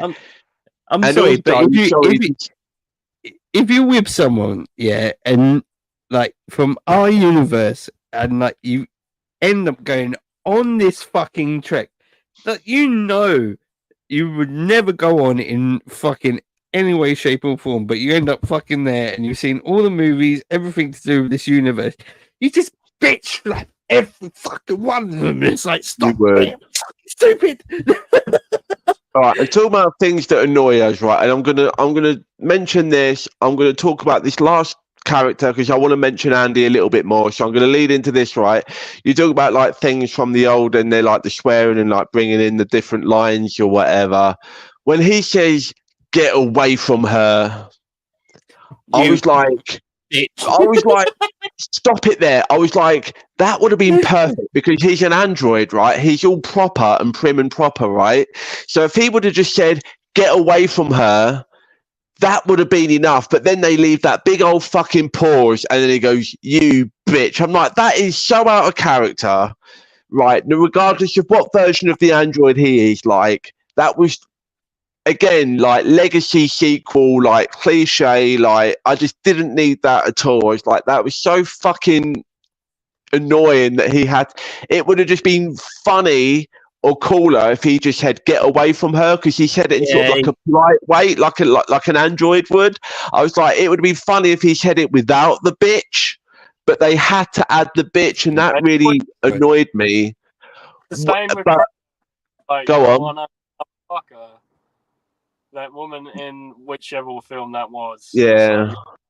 So, they always have to do it, don't they? That didn't really bug me. And it was annoying because he, like we said, like he was the best character in this. I love how he was. I mean, because he's like all sort of naive and he doesn't really know what's going on, which was a little bit weird because they're like, we need him to do this job, to do this mission. And it's like, well, he hasn't got a fucking clue, like, of anything. Like, they have to, he's an android and they have to tell him how to, like, use the doors and put his finger in. And, like, they have to, it's like he's much more of a fucking liability than he is, like, helping this situation. But then we do get to see him be, because normally in these movies, it's like, you find out a character's an android, and then the whole time you're waiting for the flip, right? You're waiting for them to turn bad. And in this one, it's very much like, well, he has to kind of choose to like turn into a different kind of android. And then it's like he becomes a different character. And then at the end, it's all about how to get him back to being the original one. Also, last thing, we're supposed to care about Rain and his relationship, right? She doesn't tell him that he's going to be left for fucking scrap. She's just like, oh yeah, come with me and we'll go and do this thing and then we can go live happily ever after. So while the movie's trying to make us invest in her as a main character, and also we're investing in him as like being this sort of like cliche autistic simple Jack whatever, right? Fine, we'll go with that. But then we're supposed to care about her when she's about to fucking sell him up the fucking river. And then all of a sudden she decides later on to like, oh no, I'm going to bring him back. And my point is the character is just the arc overall to the end didn't work for either. They kind of ate into each other's like character arc, and it just didn't really come. This movie was basically, it's a major throwback. And if you've gone to watch and seen Alien Romulus and not know anything about the Alien fucking franchise, then that's on you. Like, good luck with the future and watching the rest of them, because your mind's going to be shat upon. But I liked it. I'm definitely buying this movie because it's been too fucking long. Alien Resurrection came out in 1997. We've had nothing else but Alien versus Predator. Yeah, cool. I like a different race going on a bug hunt and be like, I'm a big man. I kill bug. So out of 5, McManus, where are you going? 4. 4. It's not perfect, but I like it. Like, it's going in George, my collection. you want to go? You got final thoughts and a rating? Final thoughts. Sorry, no. I just wanted to bring up. I mean, I'm fucking kind of half lost what the train of thought was, but when you were talking about the whole, the synthetic Andy not being used for his, not knowing what he was doing, I feel like it's probably because he wasn't used for true purpose or whatever. No, he programmed as a fucking, like you say, the help. He's a scrap pile android, and he's basically a teddy bear. Yeah, and also, can we just get over the fact that we had an android and we called him Andy? Like, fucking lazy. Sorry. Andy the android. Do better, but go on. Again, like the whole flip, like it was kind of like he was damaged, and that was, you could argue if he didn't get damaged or fucked up by the xenomorph, that he might not have actually, she wouldn't have been able to take the chip out and reprogram him. So he carried on that path doing what was. Yeah, no, it's the hurt that makes you human or whatever. Like, yeah, no, it was nice. Anyway, I'll go with 4 now. I did enjoyed the film overall. It was the only thing that I did not like so much was pretty much the hybrid thing. And by the way, I thought when it showed him go back to his mother, and then obviously she rejects him, I thought it was going to show came back him like trying to breastfeed on her or something. But yeah. I thought you'd see him sucking on a tit, and like that. He's straight up killing the bitch. They could have done something. They could have gone further into bringing like, okay, well, this is a hybrid, but all we saw was just an alien brain basically in a human body. It was just the savage killing machine that it's always been. There wasn't really any of the human nature in there that could have made it. They could have done something like that, like what you're saying, as like a weird thing to make us feel like, oh well, maybe I do feel conflicted, but it's like, no, it's just it didn't matter that it was in a human shape. It was just like, we still just got to blow it out the airlock and kill it like any other fucking Alien movie. I'm going to give this... Actually, the Covenant squid, that came out of shore, did attack the fucking thingy because it was attacking its mum. And it was like, I'm going to fucking have you, cunt. Again, it was trying to get out the doors. And then it's that's my fucking mum. This made me like Prometheus and Covenant more.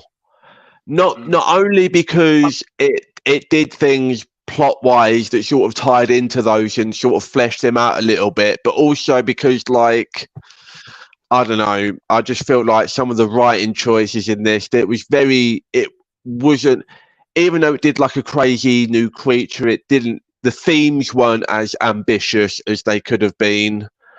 And yeah, I'll give this a 3.5 cryo units. Probably, yeah, I'd say a 3.5. Like, it was fun and it was exciting, but I was so excited for this, and it just didn't hit the heights.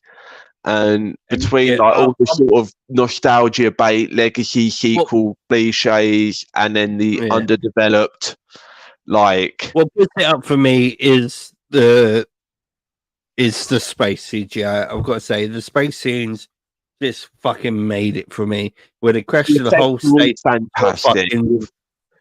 I loved it. Great, practical, It was the CGI was great. All I want on 4K is that. Yeah. And I want to say, because I mentioned this at the beginning as well, because one of you two said about the score, and I was like, when a couple of moments they really started hitting with like that dirty techno score, but it just wasn't in there enough. And I was like, I get that they're trying to build like atmosphere and tension, but like, don't give me like 40 minutes of foreplay and then 20 seconds of penetration and then another 40 minutes of foreplay. Like, come on, give me a nice hard minute in there with that score, because that techno stuff was fucking great, and I would have appreciated. I'll go, guys. Sorry. Yeah, we're all good. Okay, cool. We'll let you go, George. He's Cheers, out, buddy. He's given his rating. He's fucking off. That's all we needed. Peace. Just use him, mate. Just use him for his opinions and toss the body aside like a fucking hollusk. Have fun, buddy. Like face huggers, yeah. Cocoon. Yeah, just an old cocoon tossed to the side. Bye. There we go. We got him out of there. Fucking blasted him out of the cargo bay. In the middle of fucking nowhere, and he got Wi-Fi. Middle of nowhere, in that fucking poor wooden fucking spaceship. He wasn't going to make it very far. Nah. Anyway. So yeah, anyone watching, where's this rank? Do you think this is the better of the news? The Prometheus Covenant? Romulus? I don't think this is the better of. I think it's just people who've grown up with the Alien genre needed something new. They needed something like these times. They need to be re-grossed, re-horrified about aliens, and All I it fucking know, did it.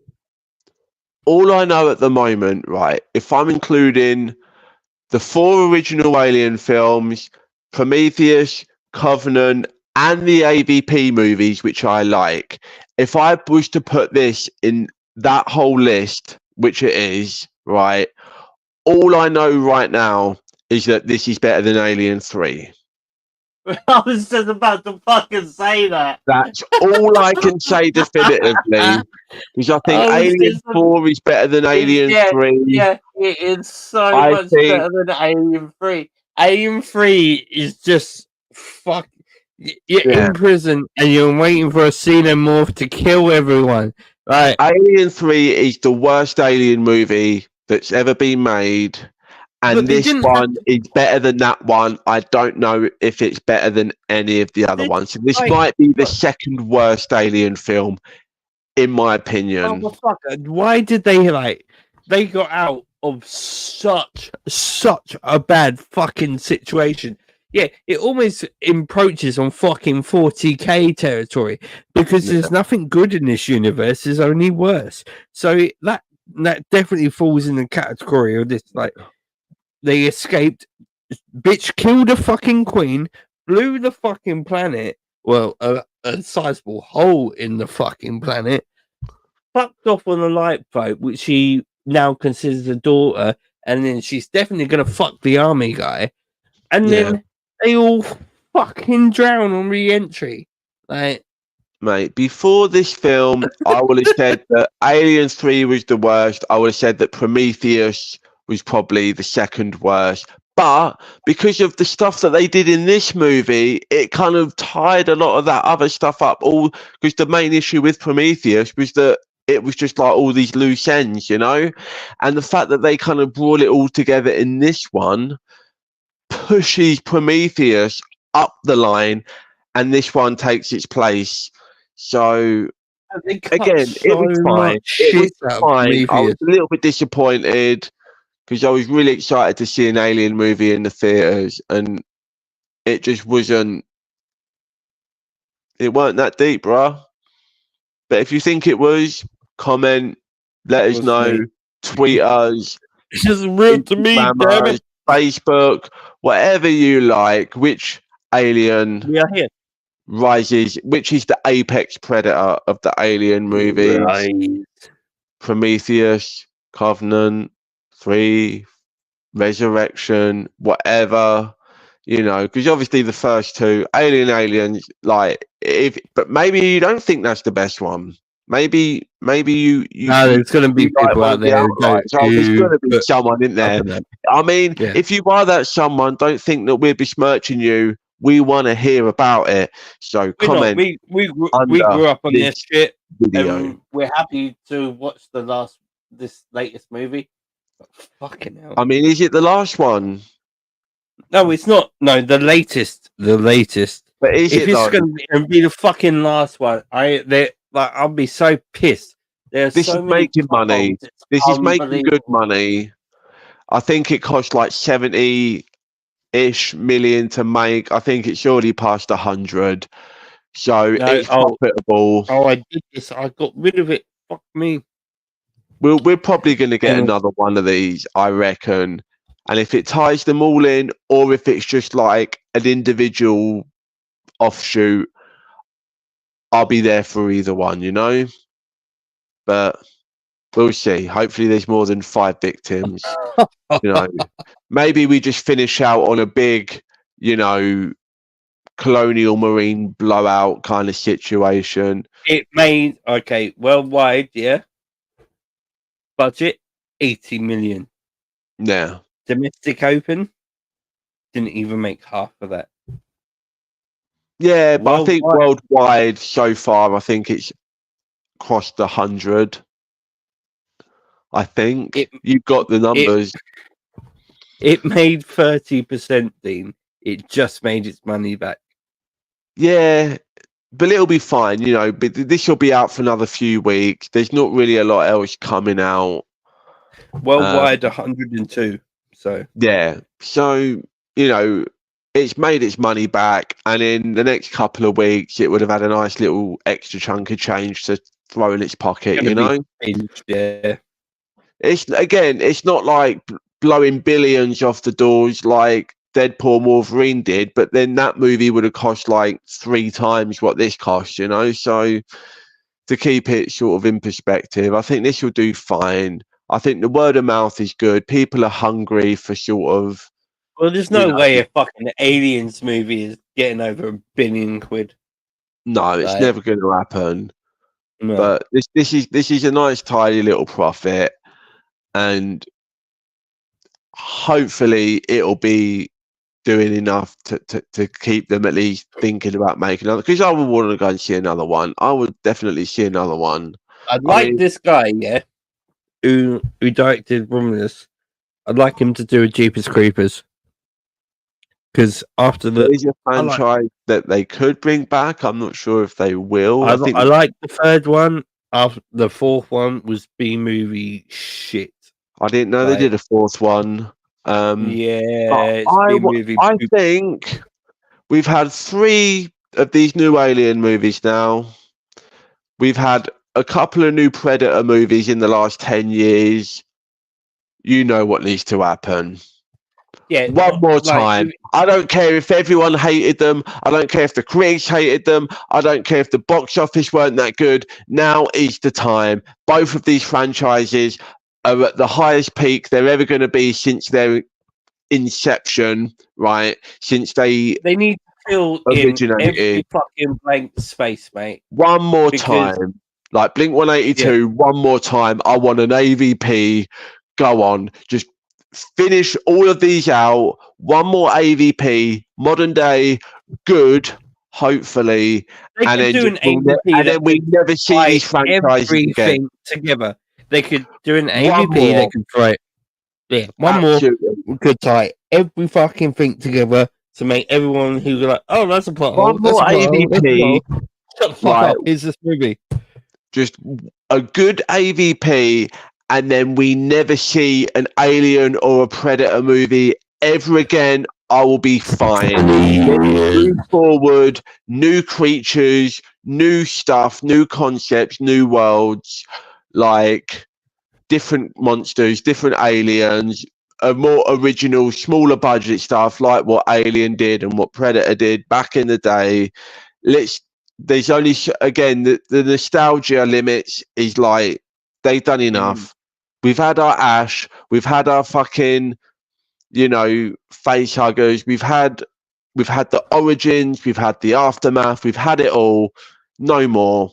AVP 3, whatever you want to call it. One more of those, and then just I can move on. We can all move on to different things. Okay, or maybe you disagree. Maybe you want another alien, Predator, alien, Predator, alien. Whatever it is you want.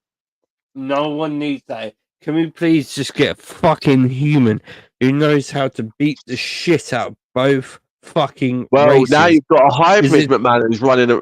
Now we can inject everyone with black goo. Fucking hybrid. Oh, what if we inject a Predator with the black goo? This corporation has fucked with the universe. Come and get a rebel. Corporation in the movie and the corporation that make the movie are both fucking jump the shark. Can't we just get fucking rebels? Because obviously the Marines, who are, part of the corporation, can't do their fucking job, and that was over 30 fucking years ago. So they never can. The job goes on. Let's see what kind of badasses can go up against a xenomorph. Or let's have fucking, what's his name? Was it Joel Kinnaman in his fucking Predator suit or whatever from the end of that movie with his RoboCop Predator suit or whatever it was. Yeah, no, it's the fucking Predator killer, and it's like, and it attached itself to a scientist. It showed its dick, and then went back into its armor, and then went, "What the fuck was that?" That's my new suit, Bubba. Hope it comes in the 42 long. Weird. Hopefully, where the fuck is that? Hopefully nowhere. Hopefully nowhere. But No, anyway, I want that's it. I want that movie because it's batshit crazy Marines and the Punisher, Yeah. the original Punisher. Thomas in the- Jane. Yeah, it was in that movie. Right? There was some good stuff in that movie, but it just didn't work. Anyway, we've done an hour on some bullshit. We've gone an hour plus deep into Alien Romulus. Tell us what you think. Tell us what you thought. Tell us what you want. Tell us what you don't want. Do it all in the comments. Do it in the likes. Do it in the subscriptions. Tell that bell what you want. You know what you want. You want to click on that bell. You want it on that bell, to flicking it like a anatomy part that I won't say. Okay. On that bell all day, all night until it makes your face moist. See everyone next time. Don't know what we're covering. Don't play the song too long. We don't want to get called out for no bullshit. Okay, last thing I need is for, I don't need no hip hop bodyguards knocking on my door. Sorry, just coming through. We'll Are. see everyone Wow. next time. Whatever next time is, we don't know. We're gonna come back and do a show. Bow, bow, bow, bow, bow. No, no, no, no, no. Is that the right song? Yep. Okay, I got it. Okay. Everyone, still Dre. See you later. Peace. Peace.